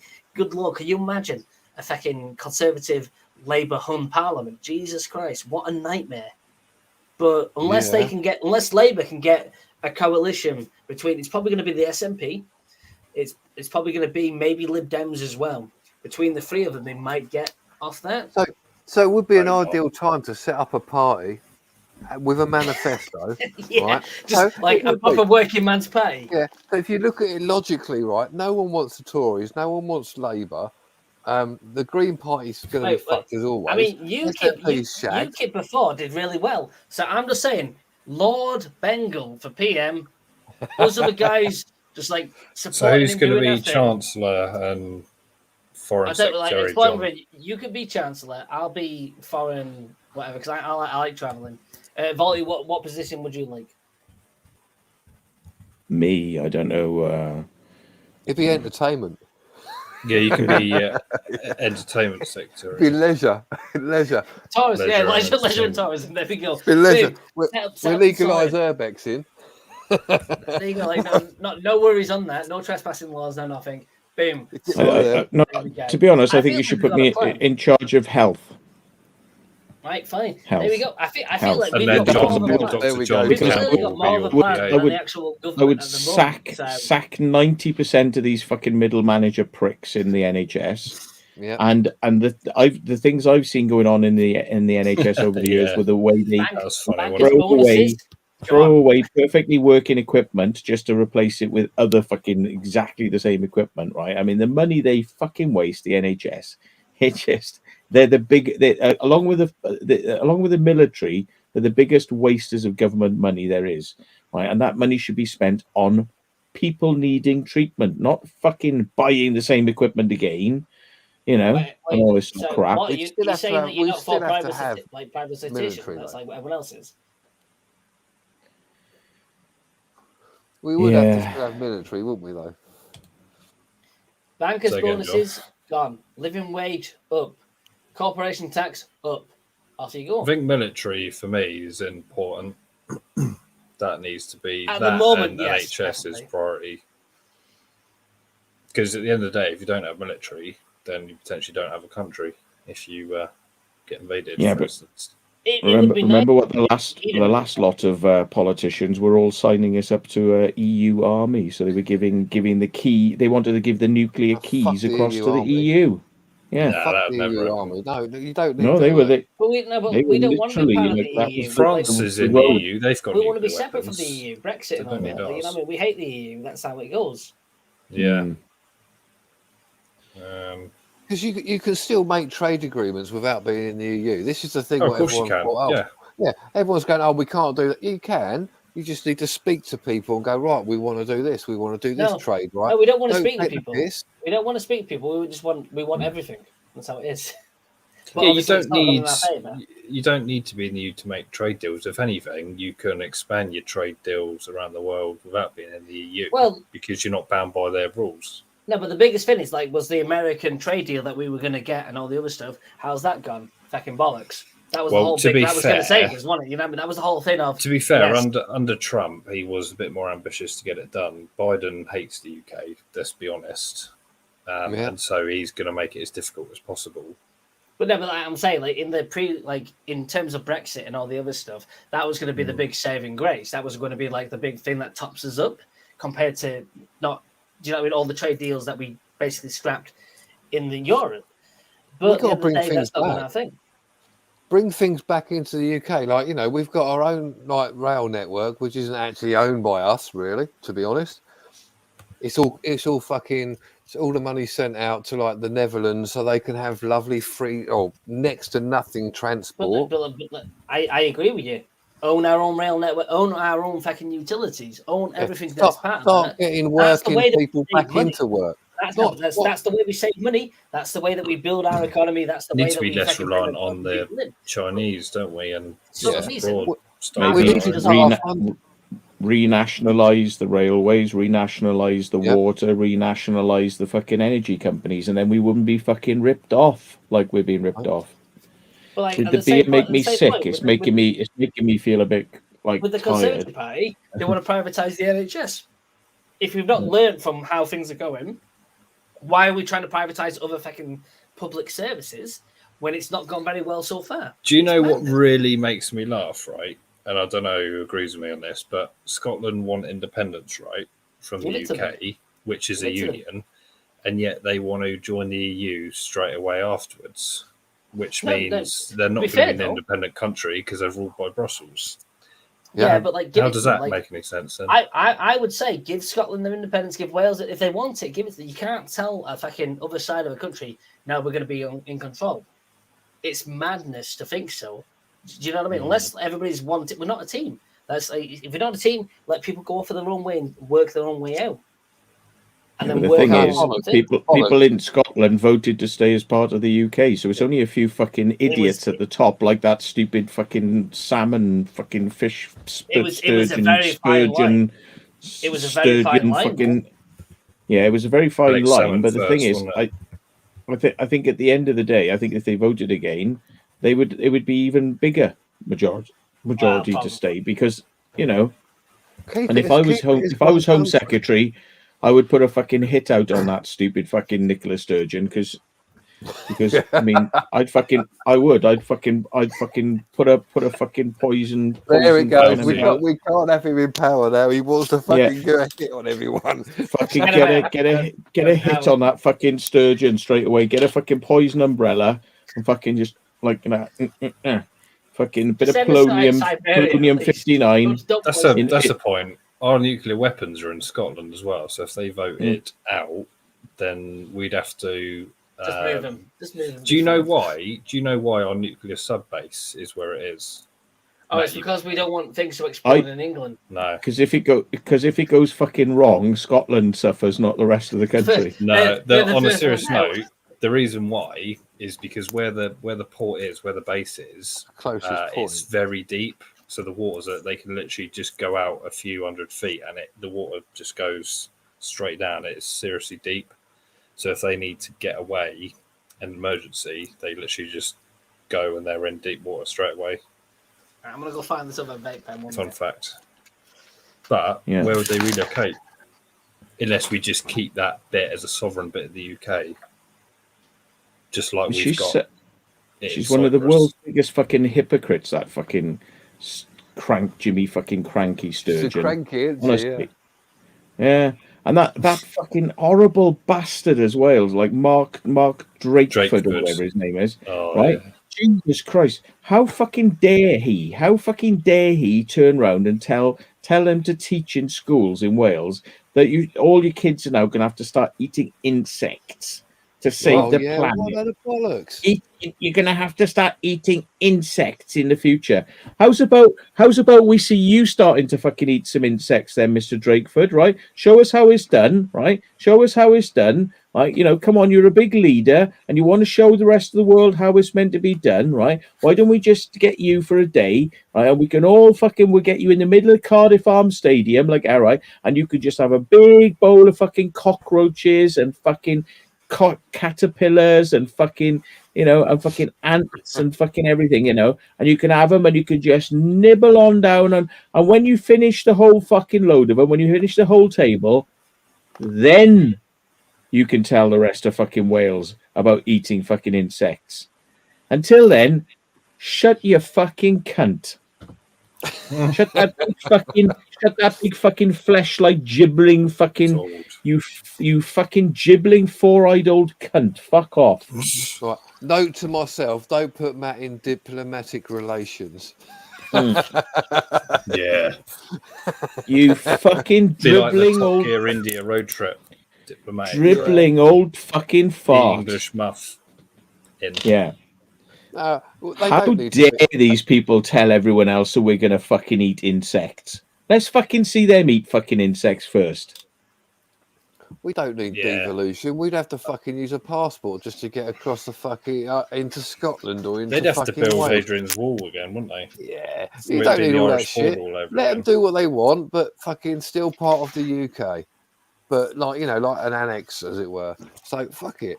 I think Scotland will go in time. Yeah, but then it's all going to go. It's all going to go tits up because they won't. All right, they'll be a bit funded by the EU, but they still have to pay shitloads of money. This is the thing. We got out of the EU, and then they went back to us and went, "Well, you owe us 50 million or whatever it is a year for however long." It's like, hang on, fuck off. Right? Exactly what the EU said to us. Yeah, do what France did when they got fined and went, "No, fuck you. We didn't want to do it, and we're not going to pay you." But John, what do they do? All right then. You got to remember, Theresa May was an appeaser. She didn't have a backbone. She couldn't stand up to the EU and just say, "No, we're not giving you a penny until you give us, so and so." I mean, our fishermen were sold out.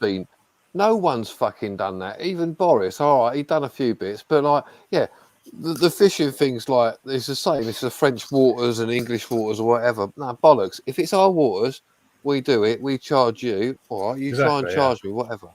Do what I know people don't like Trump, but he did the same with China, weren't they? They to import it from America to China was quite cheap, but the other way around you have to pay money or whatever, a load of money.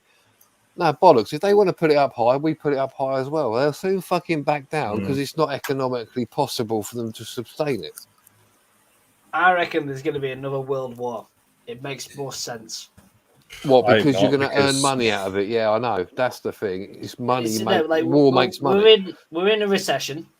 We're in the worst times. God knows how long. Most of the world is.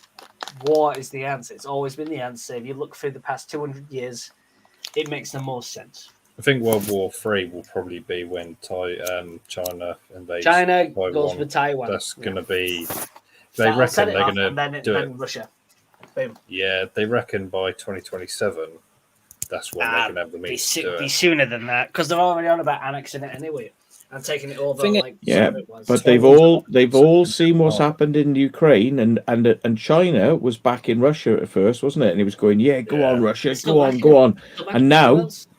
Yeah, and now they've seen how it's going, and they've seen how it's not working out very well, and see what's happened with Russia's got fucking cut off, and it's like, right, we're not buying your shit anymore. We're cutting all you off. We're closing all your bank accounts. And China's like, we make all our money from the whole of the world, and if you cut us off, we're going to become the silly, stupid fucking country from the fucking dark ages that we actually still are.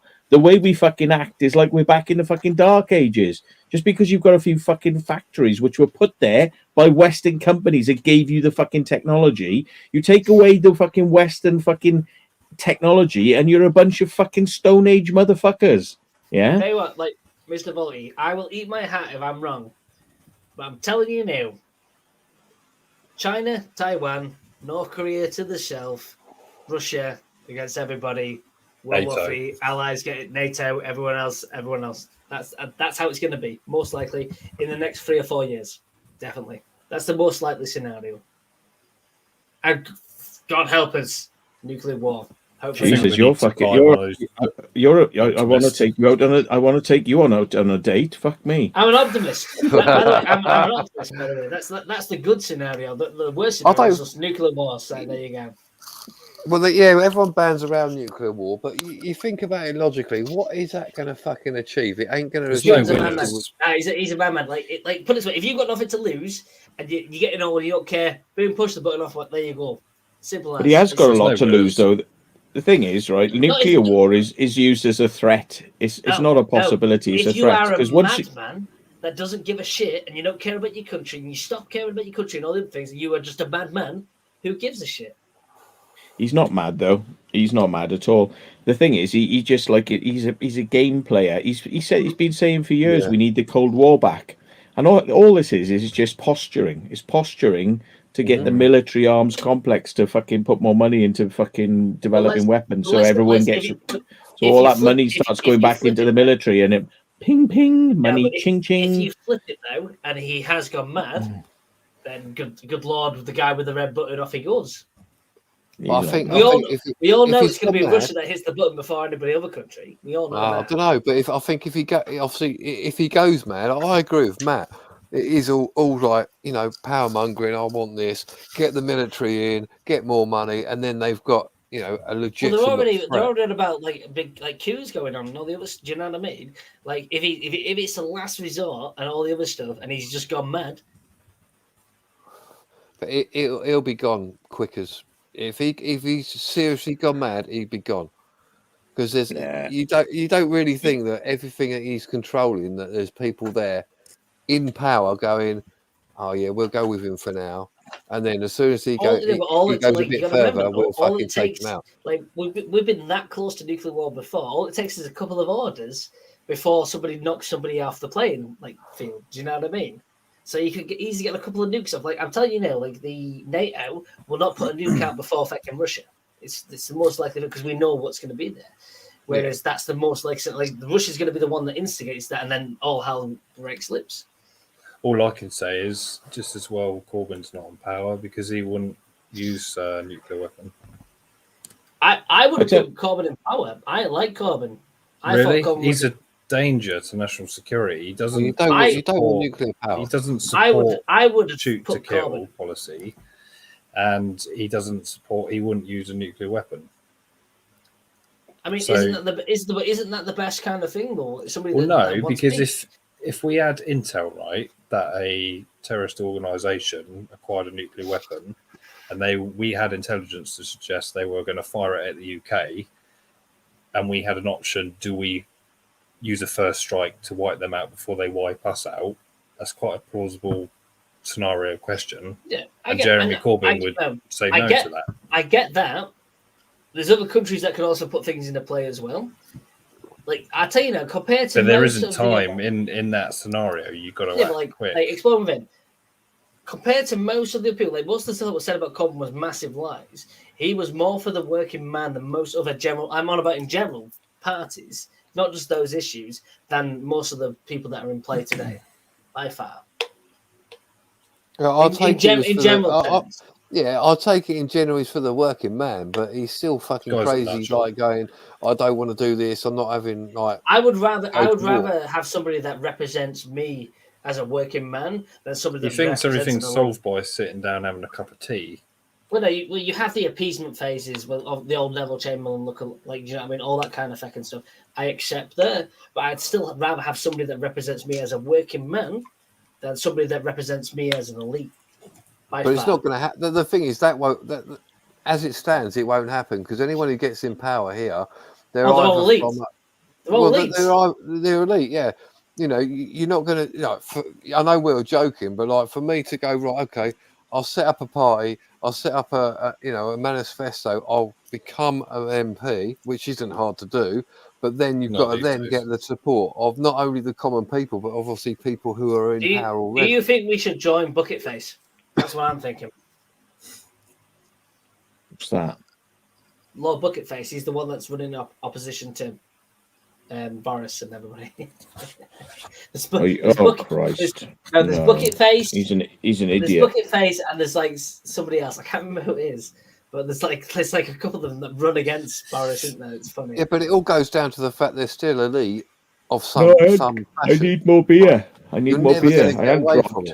I'm going to get more beer now, and then I can carry on. Probably makes you tired of beers. Oh, definitely is. Yeah, I'm fucked. But yeah, in short, he's a bit of a danger to security, Corbyn. No, I get there's like many aspects against Corbyn, but like I said, compared to what's on offer and what's been on offer, I'd rather have a guy that stands for the working man, that is generally for the people than the elite, because most people that are in, but you can get for the elite. The other stuff can be worked out. There's always going to be people that can tell, like you know what I mean. Let's say there is a nuclear threat. There's always going to be people on his side to say, no, you need to fucking do that. There goes the vote. There you go and strike. Do you know what I mean? But the general principles that go behind that is what's important. And the most people in Parliament don't have those principles that look out for the working man. It's working for businesses, the entrepreneurs, the strivers. Most of us are strivers. We just don't get those opportunities. That's fair enough. But people we need to find someone it has those principles and is good for national security. I vote Bengals. Yeah, everyone says this. Nah, right. You can vote me. You can vote me and my luscious beard if you want, but I'll put my vote behind you, Bengals. There you go. I'm putting you before me. I'm a selfless beard. Selfless beard. That's right. No, the thing is that it doesn't matter who goes in power. They'll go, yeah, we can do this, we'll do that. So it appeases everybody, and then they'll go, well, actually, we can't do that. There's never really a reason why. It's just like a made-up fucking. Oh, we weren't able to do that because the fucking, the companies running the fucking.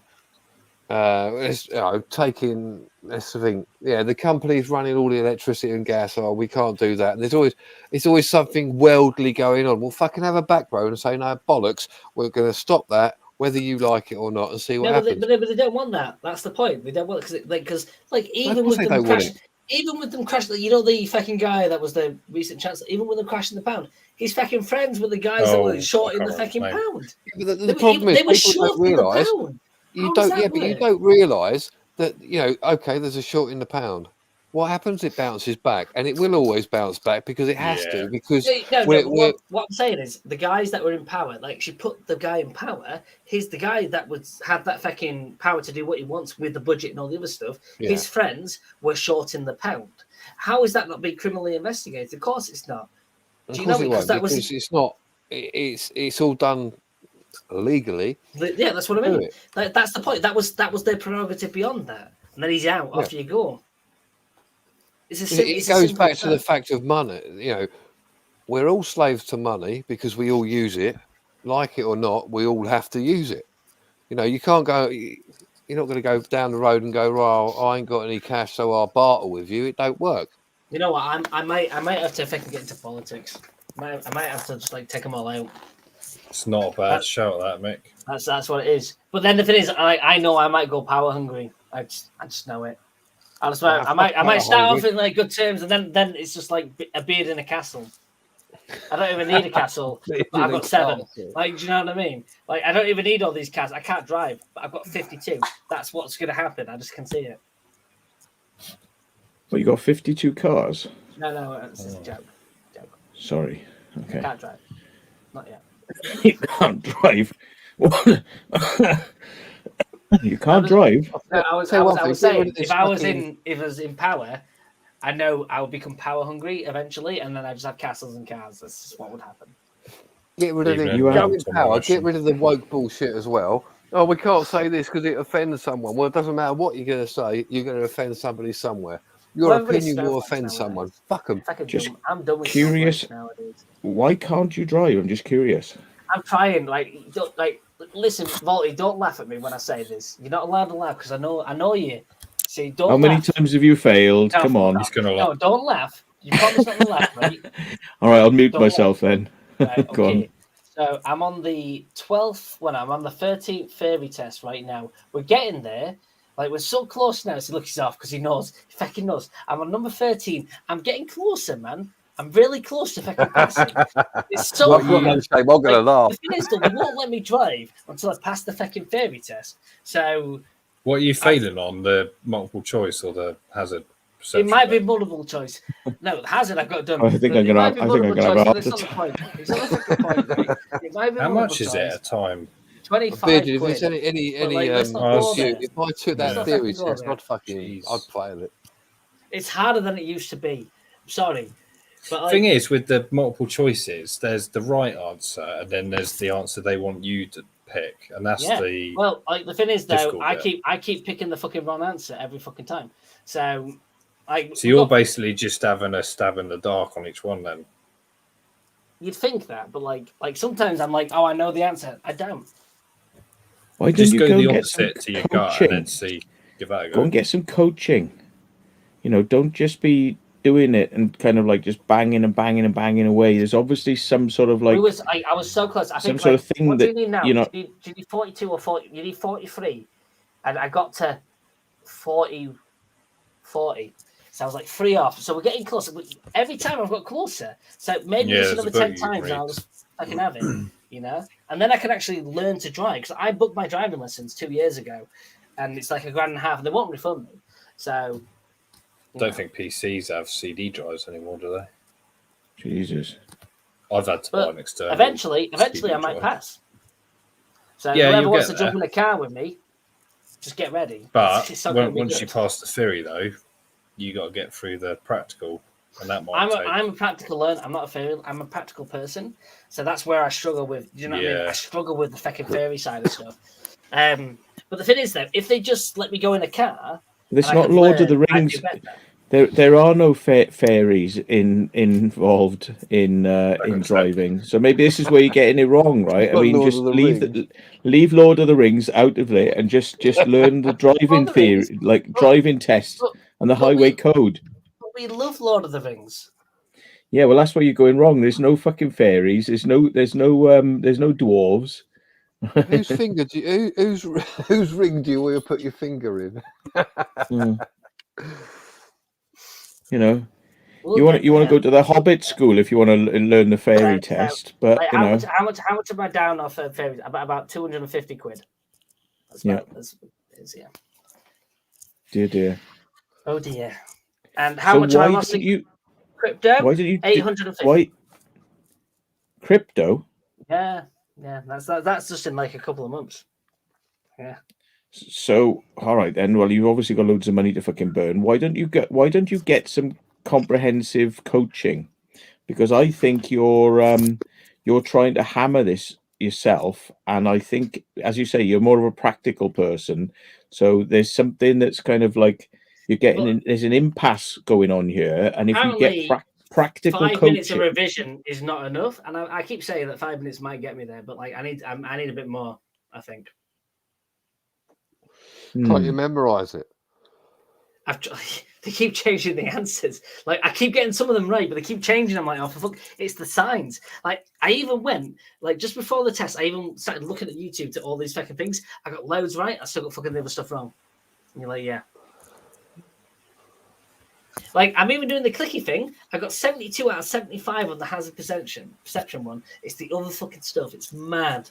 It's madness. Yeah, you say UK and Ireland are marked as some of the safest roads in Europe. I've seen some fucking strange people, including I gotta say it. You call me fucking sexist or whatever, like some fucking women wearing fucking things like that, like driving down the fucking road, and I swear they haven't got a fucking British driving license, because the way they're driving.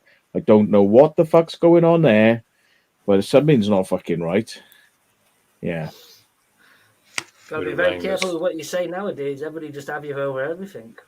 I blame Twitter. No. We're not allowed no freedom of speech on things now. They just have you. Yeah, we can. Fuck it. Say what you like. I think Switzerland is probably quite hot on speeding, aren't they? And antisocial driving. Is that because a lot of people don't drive and they just live in the... Maybe they just don't like cars. I don't know. I have heard there's a lot of speed cameras there. And yeah, you're right. They don't like cars. And they put so many blocks in the way of people owning cars and using cars. And the reason is because they've got an amazing rail transport system. And it's not only by the UK. Yeah, and it's on time. I don't understand why the UK doesn't model themselves off Sweden. Like, apparently it's one of the happiest places practically in the free. world. Yeah.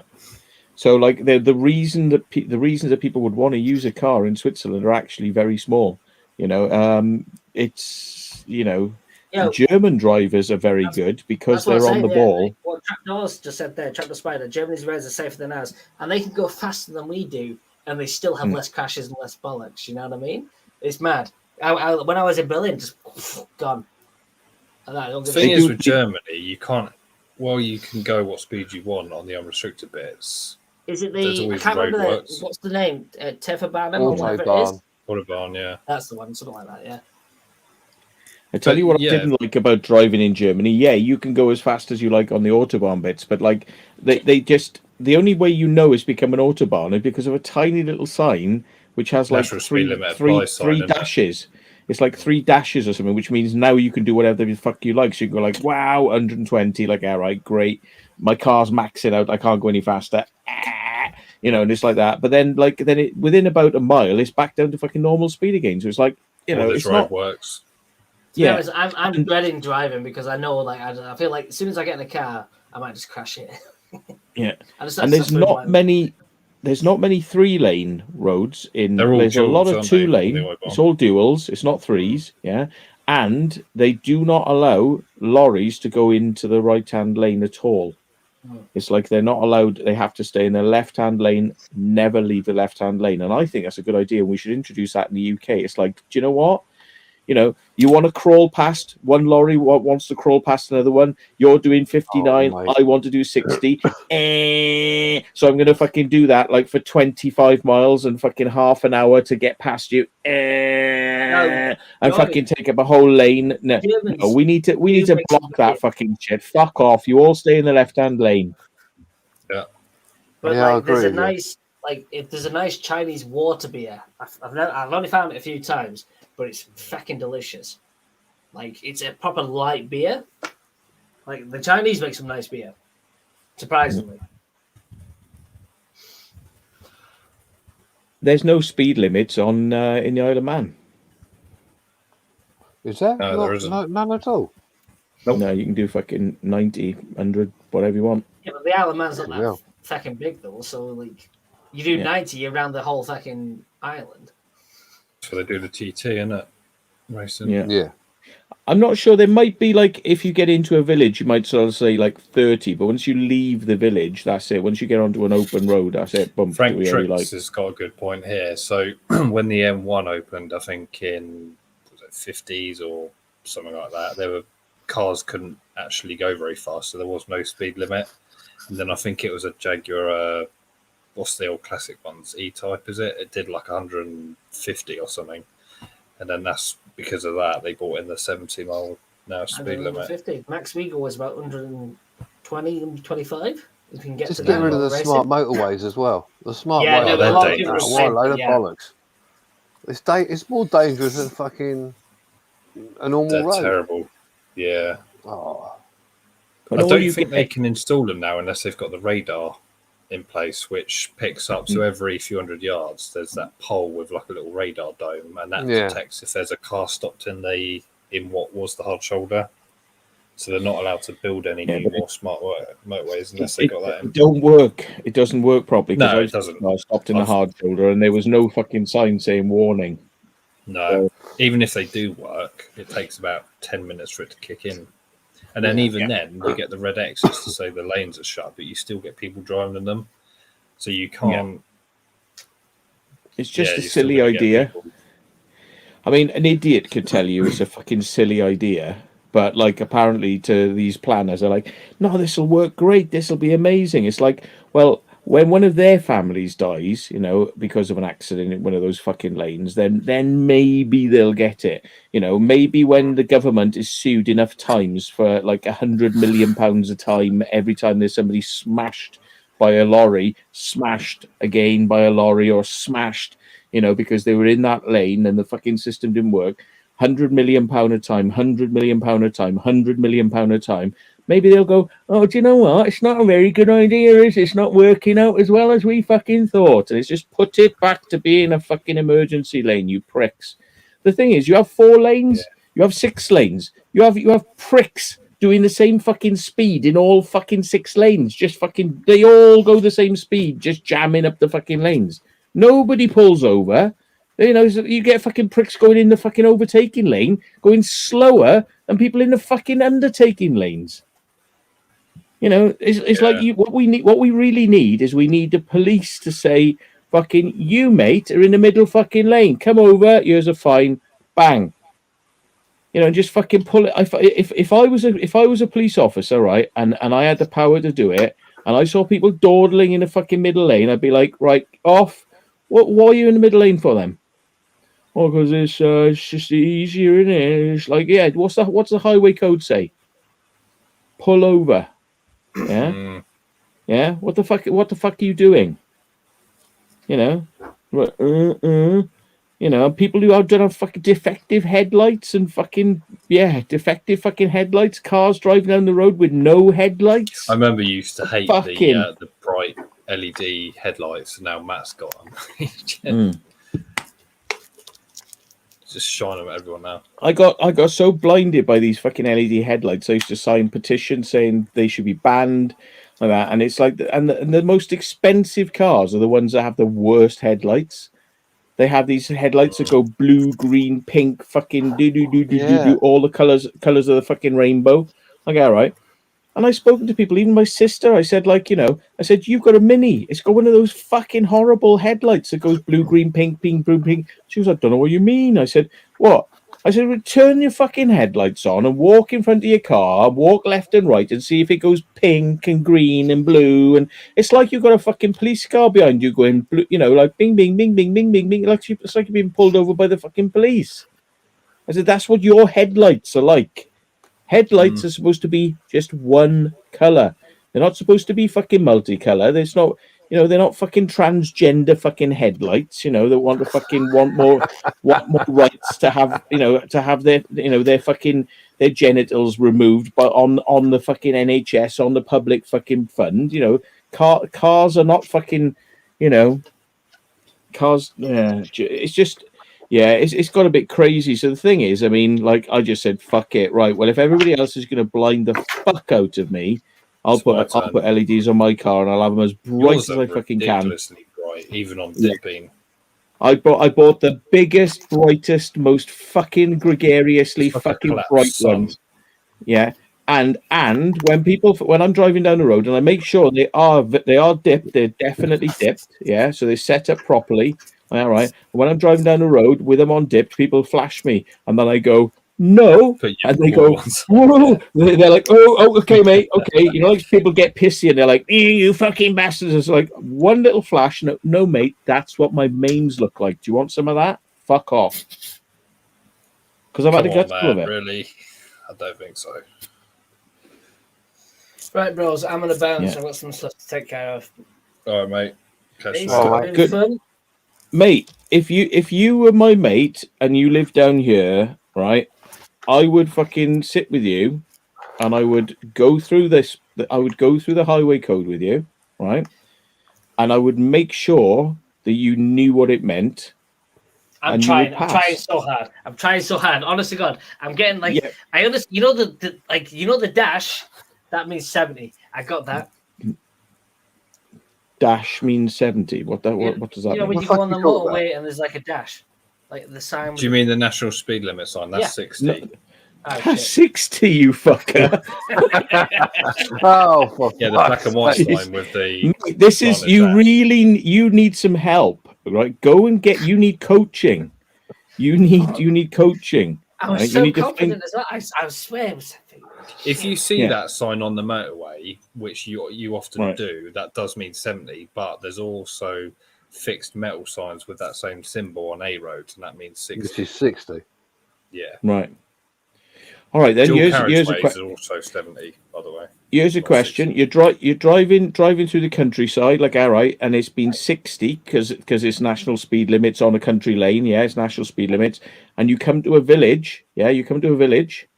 Okay, and what speed do you do through the village? Well, it depends on the sign, but it's usually like 30 or 20. If there's no signs, what speed would you do? Oh, is it like 40? Or 60? There's Is no it not 60? No, it's 60 because like there's like if you go through like country lanes, it's usually 60 in it because me and Mickey we speed on these and we try and do 70 on the corners. Well, if there's no signs telling you anything, right? Oh. National speed limit could still apply, but it could be argued that you are being dangerous. All right, then. What if there were street? What if there were street lights in the village? 30? Yeah. 30. Because Yeah, the street lamps are a certain distance apart. I think it's stab in the dark, but you know what I mean. Okay, we'll go with 30. Street lights mean that you then have to do. But if there's no street lights and it's a village, right? You can technically blast through it at 60, but obviously See, the thing is, people are going to be multiple choices in upset, don't they? Let's say I have that question. There'll be multiple choices, and I'll be like, yeah, 60. There you go. Just remember, if there's lights in. Like fucking lights on the road, like going through a village, it's going to be 30. Just put that, you'll get away with it because that's like, what a lot it of the answers I keep getting. I tell you what, I struggle. Like, I keep getting the fucking wrong answers, and even though I keep studying this, it's the fucking road signs.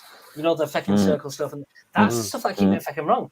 Even though I keep looking at them, I keep like, you know what I mean, like that's the one I keep getting the most wrong. It's because I keep fucking changing the answers. So I'm like, I know that. No, it's gone.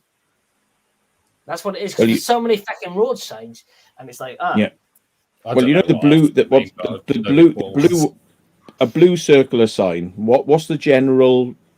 What's the general thing with a blue sign? Is that a instruction? It's basically saying go this way, go that way. It will instruct you to go in a direction. Like whereas go left, must go left, must turn right. A hazard or a warning. Yeah. Like yeah. So like and the red signs are no if it's circular so the red ones are like hazards and warnings. With the white letterbox in the middle. And there's another one as well. I can't remember what the other one is. There's a blue one with a red X. Yeah, blue goes is like through it. That means no stopping. Like directions or technical word for that is clear way. And then there's the red ones, which is like hazards or warnings, and then there's like what you must do. And then there's another one. There's like a third one, but I can't remember what those are.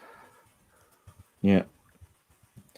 There's a lot of crossover weird ones as well, but yeah. I mean, the thing is, what you really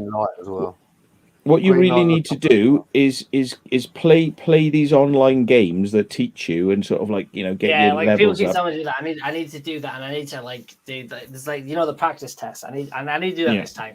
What I'm going to do is I think if I book 2 tests in a week, I might do better. So what I'm going to do is I'm going to book 2 at the same time, like a couple of days apart, and just do it that way. I think I might get lucky and pass. Or do a 7-day crash course and then don't go for your test. No, because you can only have so many in effect. Like they won't let me like learn, like because I'm a practical. They won't let me learn until I pass the stupid theory test. So I have to pass the theory test first. So if I book a couple in the same week, then it's more fresh in my memory, so that I can kind of like, if something pops up that I've seen already, I'm like, oh no, that's the answer. Boom, there you go. Yeah. And so on. That's how I kind of work. So we'll fucking see. Well, what does it mean when there are 2 dashes on curbstones? What? Right, what colour are the dashes?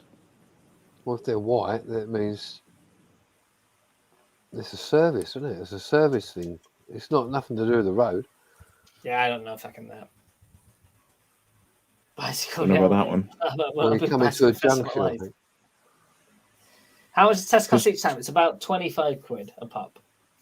But yeah, I think you're better just to not take any more and just try and. Yeah, but I kind of leave it and then I just forget anyway. Like what I need to do is book a couple in the same week instead of like spreading it out, and then just go. Well, so book a second one on the assumption you're going to fail the first one. Sorry, mate. Well, that's I'll be honest with you. At the current rate, it's the most likely scenario. But then I might get lucky on the other one. So. That's the thing. I'm just looking what this 2 dashes on curbstones are. That what somebody says, like 2 dashes on curbstones. I wonder what the record is for the most failed. Two dashes are. I hope I don't get the record for most fails. Oh, you mean 2 yellow curb stripes? 2 curb stripes is no parking.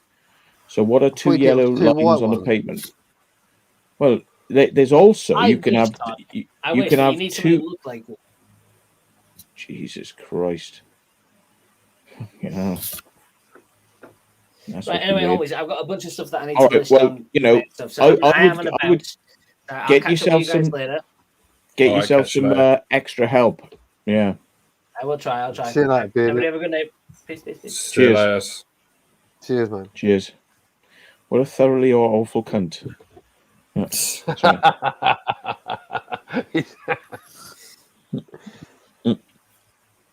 But yeah, there's like hundreds of, if not thousands of signs. I mean, my mum, like, she took about 3 or 4 times to pass her test. I'm like, you fucking what? Yeah, my mum done 7. Oh, yeah. I think that's probably average, to be fair. Like 2 or 3. I did it first time, but I didn't have the first time. I didn't do the shit like what you do now. It was just like get in the car, drive. It's different now, isn't it? You have to use a sat nav and I've done the test. I've done the test just to see. You know, you can do like the fake test and check it. I'd fucking fail it, mate. I'd fail it now if I was to do it because you just get bad habits, don't you? You do, but like it's life, isn't it? It's like no one I know drives how they would talk. If you drove how you would talk, you'd fucking crash your car. You're not allowed to take your hands off the steering wheel, and that's dangerous because anyone knows the quickest way really to control a car is sometimes with one hand because you can steer quicker with one hand. Not like to do a full rotation necessarily, but if you want to do like a 10-2 really quickly. Well, even quicker is the illegal method, which I have, which is having a fucking a knob. You can actually fucking. Yeah. Is that illegal? You can do it. It's illegal. Is it? But not if you're a police. But not if you're a police officer. Police officers are allowed to have them, but not normal human beings. Presumably, use it for parking. I use it because fuck off, police officers. If it's good enough for you, it's good enough for me. Yeah. If you don't have power steering, then you might need one. I didn't know they were illegal. Apparently so. Jackie Green, yes, good night. She's off. Oh, take it easy. Hope you feel better soon. Has she got it as well? She's got it. Yeah, now, Jackie. You been boys eating, man? You must be fucking eating something. Well, no, we all went to Screamfest, didn't we? Jackie got it. Melissa got it. Will, Urban Legend, got it. Exploring with Carl got it. Right, Jackie's friend got it. And I bet you there was a whole raft of other people we don't even know got it. Fucking hell. Is it from something you've eaten, or is it just like you must have shaken hands with someone that you fucking didn't know? No, it wasn't because we were eating stuff. I think it was because we were at Screamfest and we were probably shaking hands with people and hugging people. And Matt, do you remember when we... Oh, sorry, I'll let you go on. I think there were a lot of events where you're actually in Screamfest. You have to go through things like butchers' flaps, like the plastic flaps, and that's making contact with sweaty heads and all sorts of stuff. And I swear there was so much contactable things that were going on in Screamfest. It was very, very badly designed for not spreading COVID. I was going to say, when we went to Dover, we did was it London Spout, when we did the little outbuildings. I had COVID when we went to that, and you said you felt like you had a light cold after, I think, but you weren't as anywhere worse as you were like this week. So you must have got it when we went out to Dover, but you got it mild, but different strain, I guess. I mean, there was something in Screamfest where like it's totally pitch black, and like the lights go off, and you're walking through, and you feel a wall like that, and you think, oh, I'm going through a doorway, and as you go through the doorway, you fucking nut your head into a piece of wood, and it's not like a flat piece of wood, shiny piece of wood. Safety, it's like wood with fucking with splinters in it. So I've just nutted a piece of wood like that, and the reason is because they want you to kneel down and crawl underneath this fucking thing, and as you're going through it goes down like that. So it goes down, and you've literally got to go underneath it. So the thing is, like, I'm walking along and I went bang into it. I'm like, oh, you've got to go down. So I went down, and as I'm going through it, I'll go bang, and I fucking butt it again. I mean, like, whoever fucking designed that was not really giving a fuck whether you were. No, because you always wear it, don't you, with your dappy hat? I had it with me, but I didn't have it on. No. Oh, yeah, you should have had it. Cheated the system. I mean, it was to be honest, that wood was rough. It was like you could have got a splinter off that wood, and it was just like, come on, Oh, here you had good fun though. It was good fun, but I honestly don't think they really gave a shit about the old COVID. To be honest, with things like that, with the plastic things where you're pushing yourself through plastic and stuff like that, they should have been spraying that down afterwards, because I mean there were a lot of sweaty people going through there, It's not really a thing anymore, is it? I don't think people sanitize and do all that. No, it's like a common cold now. You're going to get it. I tell you what, I wonder if there's any stories about Screamfest is a fucking COVID fest. Scream Fest. Let's have a look. Screamfest COVID outbreak.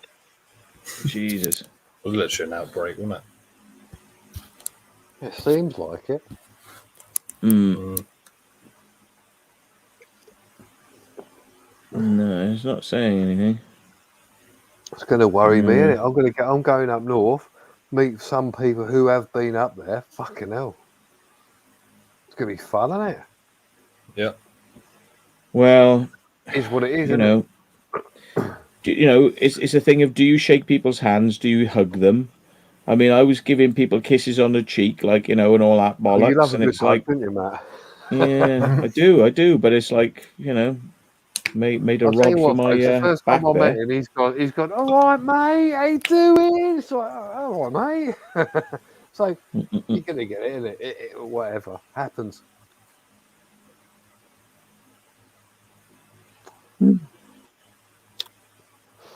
Tell you what, I feel like bloated to fuck now. I've had this beer.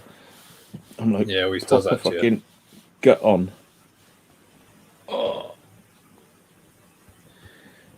Oh, so have you got work tomorrow? Have you got work tomorrow, Mr. Steve? Yeah, in the morning. So I'll probably stay until like past or something, and then another 20 minutes or something. Yeah, and then I think my laptop battery is, how long have we got on that? 1 hour 29, but I'm not staying that long. That's not bad. SSD, I find with since having an SSD, it is better on the battery because it's less moving parts, isn't it? And the reboot time is quick. But yeah, I did have Windows updates I had to do. You can't, I think you said this, Matt, you can't physically turn them off unless you download a third-party software to do it. Windows won't actually let you stop it. Microsoft are like, this is our machine, not yours. I don't mind it doing updates, but I want to do it when I want to do it, not when it wants to do it. I know you can postpone it, like schedule it, but it only lets you do it up to like 5 or 6 days in advance. you can't like say I want to do it in 2 weeks, say. Yeah, I mean, I just put on this. There's a thing called Windows Update Blocker, and it's by an organization called Sordum, Sordum, Sordum, and it's brilliant. It's just a tiny little app. You just run it, and it just basically just gives you two options, like enable, disable, and you just disable. Press the button, it goes. Doesn't come with a load of bloatware though, does it? No. And that's it. And then that's it. Windows updates no longer work on your machine, and you will not get any updates. And when you shut it down, it won't go, no, sir, I'm just doing your updates, whether you like it or not. And then when you turn it on, it's not going to go, I'm just doing updates before I'll turn on. Mm-hmm. And it's like, and fucking all this sort of crap, right? That's gone. You know, it's just like, shut the machine down. Poof, the machine shuts down. Turn it on, and it's on. It's like fucking these updates, right? These updates, I've found on my laptop before it does the update, because I fucking just say no, I don't want it at the moment, whatever. I've found, you know, when it forces you to do the updates, I've found that it will stop your connection as well to the net. It will literally just fuck it. Any Wi-Fi, anything, it will say no. It just won't let you do anything. You reset it, it updates. It's all happy again. It's like Microsoft have applied their own GPO to your machine. Yeah, definitely. To do what they want your machine to do and not what you want to do with it. No, I agree. Absolutely. I mean, I did it the other day. I'm like, what the fuck? Why can I not get a connection? It should be working, should be all fine. Everything I tried wouldn't do it. Turn the machine off to restart. Oh, we've got updates. It's like, oh, thanks you cunt. And then it was all fine again. All worked. So they take ages as well, don't they, sometimes? Yeah. Oh, fucking. Can you imagine buying a car? Imagine buying a frigging car, right? And then when you buy the car, it goes, oh, you've got to have this butler. And you go, yeah, but I don't want the butler. And it's like, no, the butler's got, you got to have the butler. And it's like, yeah, I want to go down the shops. He's like, no, you're not going down the shops now. We're going this way. It's like, I don't want to go that way. No, you're going that way. No, I need to go to the shops. No, you'll go to the fucking shops when I tell you can go to the shops. Yeah? Do you know what? That fucking butler, right, would be on the side of the road and I'd be reversing the car backwards and forwards over his head. Like, he'd be like, hey, butler, your head's looking a bit flat, mate. What's fucking going on there? You fucking prick. It's a good I fucking kick that fucking butler right. I'd be driving over the Severn Bridge. I'd be like, here's wind the window down. He'd be like, butler, out the fucking window. Can you swim? Woo! Fucking straight down into the River Severn. Fuck off. Have you heard all brand new cars? Strong current down there, innit? Strong current, yeah. Have you heard all brand new cars have to be fitted with speed limiters now? Speed limiters, yeah. After any new cars after July this year. Yeah, so I think you can override it, but they've all got like black boxes, and I reckon there's going to be a market to legally disable them. Mm-hmm. And I don't blame people if they turn to that, because you don't want Big Brother when you're driving, do you? No. That is a no-no. They reckon Ford cars, they've been implementing it in the last year or two's models. So the hardware's there, and then all they got to do is just enable it. Mm. So, yeah, and they'll enable it when you take it in for a service, folks. Which is why, like with fucking Windows updates, it's better you don't fucking do them. Because they fuck with your machine. They go, cars are a bit advanced now, aren't they? You liked that machine, don't you? You liked the way it drove. It was really fuel efficient. You liked it. It was great. It was like, here we are, bring it in for service. Oh, we've made it shit now. Oh, but the government told us to do it. It's like, yeah, but that's not the car. I gave you a good car.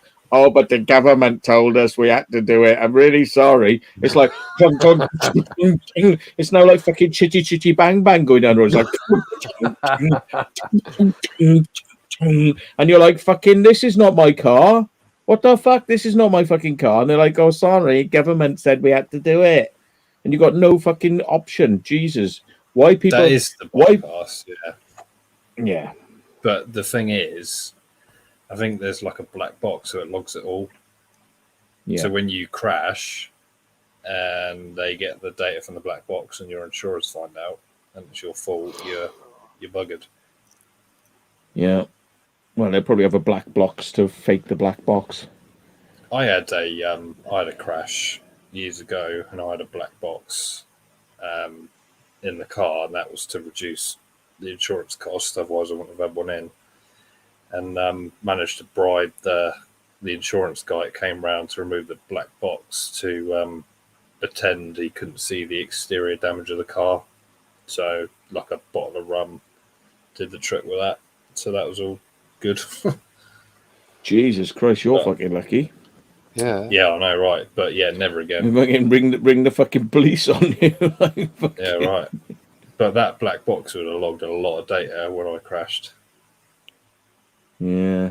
Well, it's gonna mean that more and more people will drive who want to drive fast will drive older cars. So exactly, all the normies who want to be fucking like sheep will be driving down the road. It's gonna be funny, isn't it? All the normies are going to be driving shiny cars like 70 miles an hour going, nee, right? And then all the old cars are going to be going, wow, and going, fuck you. Like, and they're going to be going, but I'm driving a new car and I'm all sensible. And it's like, yeah, and all the old cars, all the old bangers are going, fuck off. So they burn everyone off. What I'm interested to see in the next, I don't know, realistically, it's probably going to be 20 years. What are all the boy racers going to do when everything's electric and they can't have their loud exhausts? What are they going to do? Not just the loud exhaust, they can't do fuck all with the car. Because it's going to be so underwhelming when they put their foot down. It's just going to be a little hum for the electric motor instead of a whatever car or back box they got on it. There is nothing like a proper car. No, not electric, like a proper car. I've done banger racing, so I know you can take out everything from a car other than obviously like fucking battery and whatever. And that's it. You can drive them. That's lame, Scooby. That's a bit lame doing that.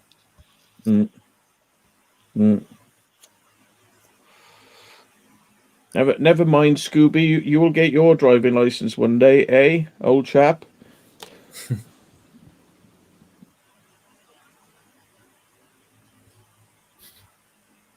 Yeah, what do you do if electric car catches fire? Because you can't put water on it. You get out of it, don't you? Let it burn. Fuck it. Yeah, you just have to let it finish burning. Yeah. Unless there's some sort of foam or whatever, but yeah. Karen says, "How do you guys know Pompey? Such a character, great addition to the team. He's also funny as fucking the shiny cars." Yeah, so the original sort of crew was always me, Alex, Ray, and Matt. But yeah, Eddie is a friend of Alex's, so he's kind of just tagged along as of late in the last few months. But yeah, he's quite a laugh. He's quite handy. He's very keen, isn't he? He's quite handy when we go in these buildings because he goes and susses out all the exits. So ahead of time, he knows where to go. Even in the dark, he knows where he's got to go to get out. So yeah, he's quite handy on that. Because we don't really think to do that, do we? When we go in there, we just go and film. But he goes and check.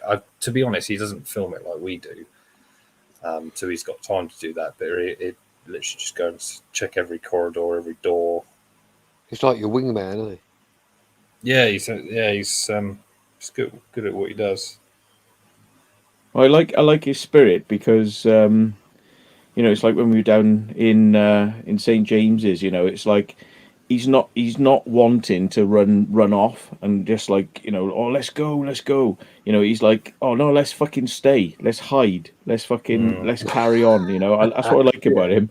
And when we right, I mean, there's a certain amount of smoke and mirrors going on with what went on in that Explorer. Okay, right? Some of you know, some of you know, some of you don't know, right? But the thing is, right? Like, I wanted to carry on, but I didn't want that Explorer to stop. You know, there was a certain thing that was going to cause it to stop. But like, that's what I love about him. He's like, come on, fucking, let's go. You know, and it's like, fucking, let's just run around and just fucking, let's just go mad. And I like it. And then, you know, if you get caught, it's like he's looking for a way to just fucking sneak off again. You know, and it's like, yeah, come on, let's fucking sneak off. It's like you've just been caught. Like, you know, you're literally there being caught by security. And like, you're just looking for a moment when security isn't looking. And it's like, quick, he's not looking, quick, run. He's like, fucking run, carry on the Explorer. He fucking, you know what I mean? It's a bit naughty, really, but, you know, he's up for that sort of thing. Even that school we got caught at, the Motorway guy, he was quite chill with that. He was just like, oh, yeah, he was all right. So, yeah, he's quite chill. Yeah. Yeah, he's definitely pretty ballsy. But yeah, that's how Eddie's kind of Pompeii were these Urbex.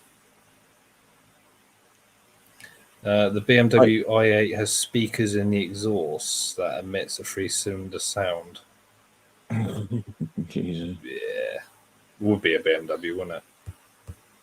The thing is, there's nothing to stop them still wheel spinning just because they're electric. You can actually have it so it turn the thing off so they can just fucking go crazy. I mean, the thing is, though, I just think that electric cars are so much better than, you know, petrol cars. Yeah, you drove a Tesla quite recently, didn't you? Yeah, actually, I still haven't put the footage out of that. Yeah, you're right. Fucking hell. Gotta remember to do that. Just been feeling so ill lately. I just haven't had the energy to edit. I mean, it's you might think, like, by looking at me here now, that I'm kind of like, oh, look, he looks all right. But trust me, when I finish off this, I'm gonna go straight to fucking bed because I'm knackered. But you know, I haven't had the energy to edit it. But that's one of the ones I want to do. But fuck me, I've never been anything in anything like that in my life, and I've been in like Sierra Cosworth, fucking, like, you know, proper raced out Sierra Cosworths, like, you know, by somebody who actually owned a Formula One racing car and kept it in the factory where we used to work. So it's like, you know, we're doing work and there's the car, like, and he would take it up and he would race it up and down the estate that we were working on. And it was like, Jesus, he said he couldn't even get it into second gear.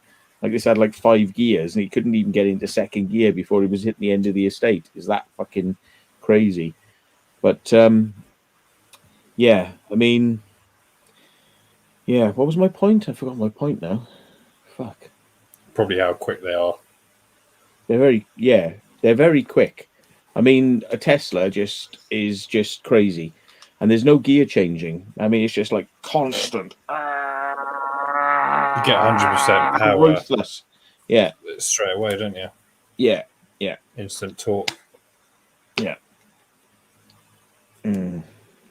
But then their limitation is range. But I think even now they do 300 miles, 400 miles, which isn't bad, really. Geordie says, how did I get into microlight piloting? Well, I used to live in Barry, South Wales, which is near the Cardiff, Wales airport, because like Bristol has an airport right in the centre of town, but they're not allowed to use it because people didn't like the noise. So therefore, Bristol Airport is now miles out of Bristol, just like Cardiff, Wales airport. Cardiff Airport is actually 25 miles away from Cardiff, which is like, so why'd you call it Cardiff then? Why didn't you just call it Barry Airport? Because it's actually in Barry, not Cardiff. I mean, it's just fucking it's not Cardiff Wales Airport, it's Barry Wales Airport, you fucking monkeys. Yeah. Anyway, as a child, I used to love going up there all the time. I was up there regularly because I could cycle my bike down down this sort of like Anyway, I used to cycle up there, and it just take me about half an hour, 45 minutes to get there. And then, of course, it was just brilliant because as a kid, I could just watch all these aircraft taking off and landing, and they had a little sort of aircraft museum years ago, which is now where they've got the new British Airways massive repair place, which is a huge hangar there. But the hangar is a bit like the one that we saw at Filton, the Brabazon hangar. It's a bit like that. It's massive, it's absolutely humongous size hangar, but not as big as the Brabazon hangar, because I think that is still one of the biggest. Anyway, so I used to go up there all the time, used to watch all these things, and I used to dream about flying, and I mean, I used to play flight simulators on the computer in the days when a flight simulator on the computer was literally a line that would go like this. On the screen, and there was no graphics. It was just like a line. It was just like and it was like fucking just a line with a few dials below it, and it was just like, wow, But I always wanted to have a go on learning how to fly. So one day, somebody I knew, who was a friend, a good friend, suggested to me, why don't I go and check out gliding, because he knew a place where they would do gliding very cheaply. So I convinced my dad to take us over there, and I went for gliding for an hour, and it was amazing. It was really interesting. I thought, wow, this is good. And then I thought, how could I do that then? I was like, one day I'll do that, if I've ever got the time and money to do it. And then when I went to work in customs and excise, I had a couple of quid, and I thought, well, what am I here for? I'm here to do something with my money. So I started getting flying lessons. And that's what I did. I got my flying lessons, and I did my solo in a PA-28 Tomahawk aircraft. So I did all the way up to my solos, and that was kind of fun because I was like, they said to me, you got to plan a route, a cross country route. So I planned the route so it would go over my house, at my parents' house in the Rhondda Valley. Because I'd moved, by that point, I wasn't living in Barry anymore, because that was when I was a kid, but we'd moved to the Rhondda. So I planned a flight all the way up over the Rhondda, and then I had to go to Swansea, land at Swansea Airport, like that, then take off and come back. So that was my cross country. And I did all that, and I did a bit of a naughty as well, because you're not supposed to do it, but I thought, I've got to fucking do this, because one of the most famous places, the place that I love, is a mountain road, which is where I saw my first UFO sighting. I tell everybody about that mountain road. It has an ice cream van and a load of sheep, right? And if you got any food, the sheep will literally stick their head in the window and eat the food out of your hand, So it's like this sort of thing.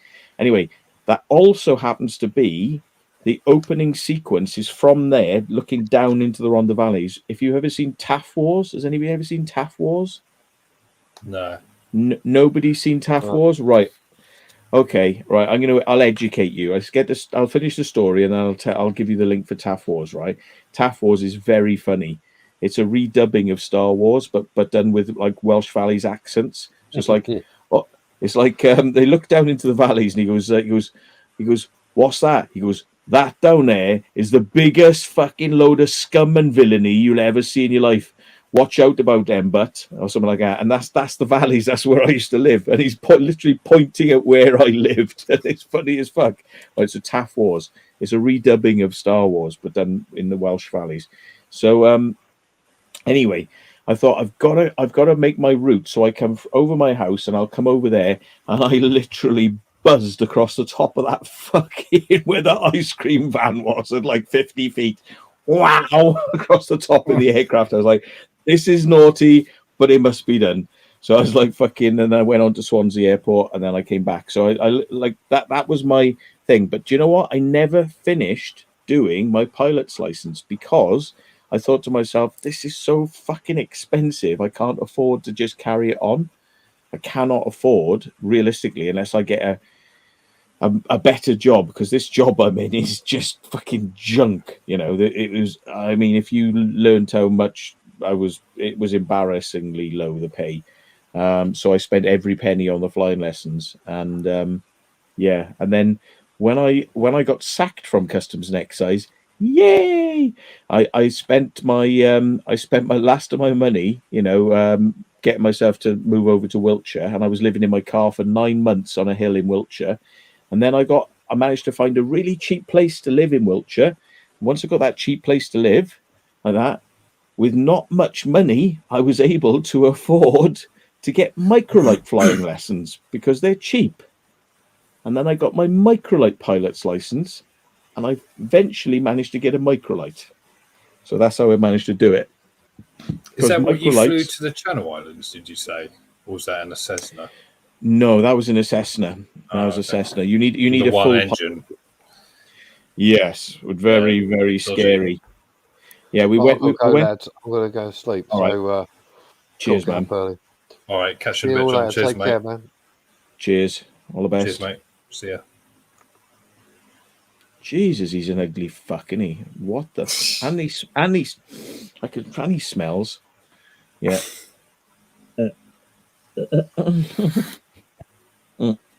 Yeah, I'll probably wrap up in a bit because my battery's decreasing.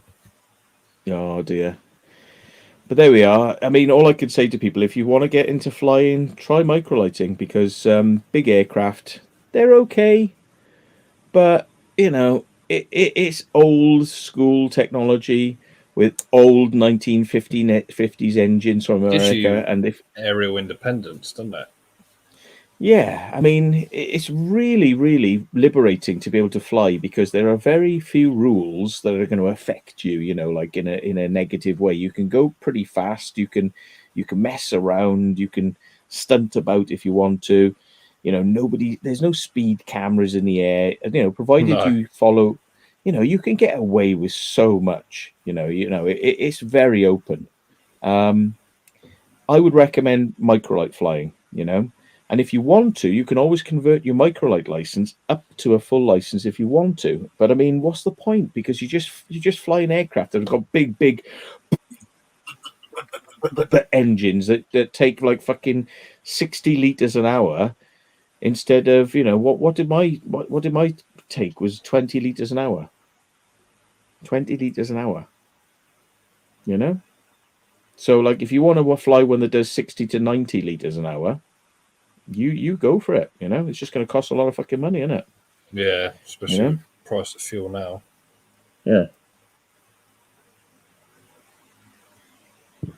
So yeah,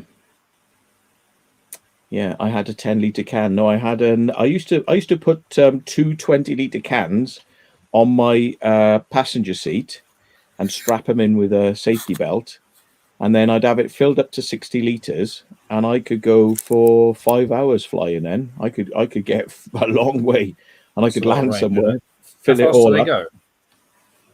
Well, you do about 70 knots, but I mean I could push mine 80 knots. But if you had a tailwind, I mean you could be doing 100 knots, with a tailwind. So, there's a bastard on my screen. Hang on a second.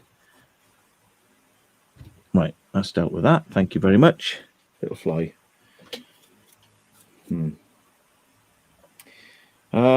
Yeah, I mean, some aircraft which are a little bit more aerodynamic, and if they've got a slightly bigger pitch on the propellers, they'll do 120, 130. Yeah. So, it's no big thing really for aircraft to do quite good speeds, but on fixed wing propeller systems, and mine was basically like a big square slug that was designed for rough landings in bad condition fields, and I did landings in dirt fields, and it was designed for Australia, for the outback. That was the one I was flying. It was called a thruster TST Sprint. So yeah. Well, I mean, it's a go anywhere craft, isn't it? I mean, options more on where you can land. I mean, it was quite solid. I mean, like some of the aircraft out there, they're a lot lighter, but if you land them in a rough field, you'll rip the undercarriage off. And mine was designed to be that you could literally bang, bounce, bounce, bounce. You literally punch it. And it was designed for, it was very popular with flying schools because people could make mistakes on them all day long and they wouldn't damage the aircraft. They were designed to be, there we are, an Aussie thruster like Dinkum Aussie. Yeah, that's right. Yeah. Unfortunately, they had a stupid engine, which was a stupid Australian engine called a Jabiru, right? And I mean, talk about a fucking retarded engine. It was an air-cooled engine, right? That used to get so hot that the tappets would need readjusting every fucking 20, 30 hours of flying. So you had to take the caps off and like, get the engine into certain positions and feeler gauge it and put it all and do it. And I was constantly forever, readjusting the engine all the bloody time, like, and they would charge you a fortune to do that if you took it to to an engineer to do it. So you just learn how to do it yourself. But those Jabiru engines, and you know what? Those Jabiru guys knew what they were doing. They knew what they were doing because if you'd put a small radiator on there to keep it cool, none of that would have happened, and those engines would have lasted a very long time. But the Jabiru people, much like a company called Apple, they just wanted you to get rid of the engine quickly. So they wanted the engines to die. If you didn't look after them extremely well, and if you didn't actually nanny them and were very careful with how you used them, they'd die. Yeah. So if anybody's owned a Jabiru engine, you'll know exactly what I'm talking about. Stupid bollocks. And they did make some engines that had radiators, and they didn't have any of the problems of all the other ones that they put out there. Yeah. So I'm never buying an engine, an aircraft that has a Jabiru engine in it ever again. Thank you very much. Bloody local crap. Yeah. But I mean, it's worth doing though. Hand gliding is cheap, but slightly more dangerous. Because you get thrown around with hand gliding. I mean, I learned to fly in a flex wing as well, right? So I learned when I switched over to learning that I was flying a hand glider with an engine on the back, called a flex wing microlight. And all I can say is, you get thrown around, the wind controls you. You kind of hold and bounce your way until you kind of get where you want to go. But if it's a rough day, you're kind of getting thrown around where the wind wants you. It's the wind is in control of you and the thermals are in control of you, and you're just kind of sort of trying to make yourself go in a straight line, Whereas when you've got a 3-axis aircraft, it's just fingertip controls and you can just sort out direction. But I don't know. It wasn't on really nice calm days, absolutely idyllic calm. It was wonderful. You could take your hands off the bar, and it would just fly itself. And it'd be like, "Oh, this is nice," But on thermal days, Jesus Christ, I've shit myself. Like I've literally taken off, and the thermals hit me, and I've gone up at like 2,000-3,000 feet a minute. It's like like that, right? And it does, and you like pull the bar in, which means I'm meant to be going down, and you're still going up. You take the power off. Now there's no engine, and you've got the nose is facing down, and you're still going up. Whoosh! It's like the thermals will throw you into the air and you've got no control over it. I literally, a couple of times, like trying to land, they do say to you, do not fly in the middle of the day in a flex wing or a hang glider unless you've got balls of steel, because literally you will just be thrown woof, up. And you feel like you can't get it down. You feel like it won't come down. It doesn't want to come down. Can't get Melissa, the bloody have thing. you done bungee jumping, like the massive one where it throws you up like, what is it, 200 feet or something? You sit in like a little pod, don't you? Or are you referring to like jumping off a bridge or something? Urbex. I've flown in a CFM Shadow. That's the one where you're front and back. Nice, but very fragile. I mean, they're very fragile. They're actually made out of balsa wood almost. Right, and the front surface of the aircraft. I mean, like you literally just flick it, and it'll actually break. So they're not the most solid and strong aircraft in the world, but they're fast. They're fast and nimble, but I wouldn't class them as being the most solid of aircraft in the world. Slingshot, yeah, that's it. Bungee slingshot. Yeah. Can't think of the name. Yeah. And the thing is with a Shadow aircraft as well, they're unusual balance, because like when you're on the ground, they naturally go backwards like that. So they're in the air, so the nose is in the air because they haven't got any weight in the front, and the pilot will have to have somebody hold the front end down to start the engine by pulling it, and then jump in the front. But the thing is, when he's not in the front, the bat aircraft will be up in the air. So it's like you have to have somebody to hold the front end down whilst he starts it, and he jumps in. Because without that, the aircraft would be up like that, and the bloody propeller would be hitting the ground. So it's like it's not exactly the most, ergonomically best designed thing in the world. But yeah. I jumped off a bridge backwards into a canoe river. So they were going past. Bloody hell. Got some balls to do that. Bobbing in the water. That sounds a bit dangerous. Yeah. Jesus. Get picked up downstream and the current fizzles out. Yeah. Damn. Yeah, Kerno says you don't see chipmunks. They have got them. They are out there. I've heard of people flying in chipmunks. I don't know if they're around so much, but they are out there, yeah. They've always considered them a bomb-proof type aircraft. That's why they still keep using them, because you can just keep repairing them and keep repairing them. Sounds like B-52. Yeah.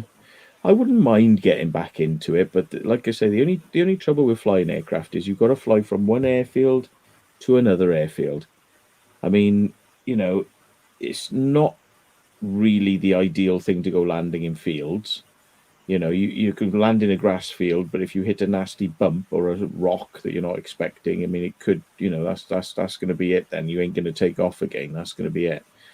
Wouldn't be any good for Urbex, then, though, because you'd need a cart at the other end, wouldn't you? This is it. You always got to have something to when you land somewhere at an airport, you can have some food, but where are you going to go? I mean, you'd have to hire a car to go and visit somewhere and do something. I did for fun. Break the speed limit. Yeah. I went down to somewhere past Exeter once to give a lecture, and I found a farmer's field that had an airstrip. It was just a grass strip, and I rang him up, said, "Can I land it?" And he went, "Yep." So I flew down, landed there like that, got picked up by somebody, went to a hall, gave a lecture about UFOs, and then got back in the aircraft and flew back home. And the weather was pretty bad. That was scary on the way back. That was fucking scary. One of the scariest flights I've done, because the weather wasn't very good. Should have just maybe not flown that day, but yeah, took a chance. Yeah, you could get a helicopter. Oh, I'd love a helicopter. That would be good. I think even an R22 would cost you what, 100 grand. Yeah. They're overpriced actually for what they are, and they're kind of dangerous because they've got an inherent flaw, which Robin as well, right? Well, that's all right. That's not the problem. It's the seesaw. They've got a seesaw system on the top that's very dangerous, but Robinson don't like to admit is a killer. Yeah. I don't know if you can do an auto rotation effectively in a helicopter with 2 blades versus a 4. No, totally. If your engines fail, because if your engines fail in a helicopter, you're actually probably safer than a plane in most cases, because you can slowly and safely glide a helicopter down to a landing point.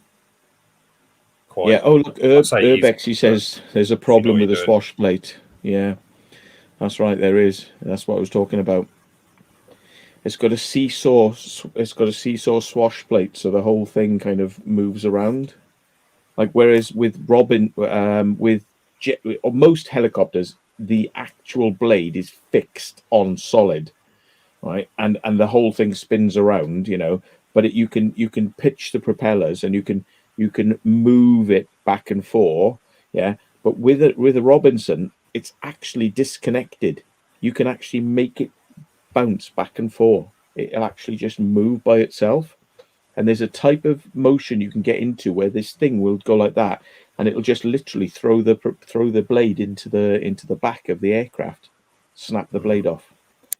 I've just had a battery warning, 6%. So I think it's going to go in a minute, so I might have to end it, unfortunately. But yeah, big thanks to everyone who joined. I know a lot of come over from Matt, so cheers for that, Matt. Getting all the audience. No worries. Over. Well, thanks for doing it. You know. Yeah, it's good to have a catch up. So again, thanks everyone for joining, and hope to see you again soon. And see how many subscribers he's got now. How many? He's got come on, folks. He's got 244 subscribers now. Come on. It's just the side channel, not the main one, but yeah. It's all good. Anyway, take care, guys. And you're more than welcome, Steve. Catch you later. Cheers, Matt. Catch you in a bit. Cheers. Cheers, guys. Cheers, everyone. All the best. Thanks all. Bye. Bye-bye.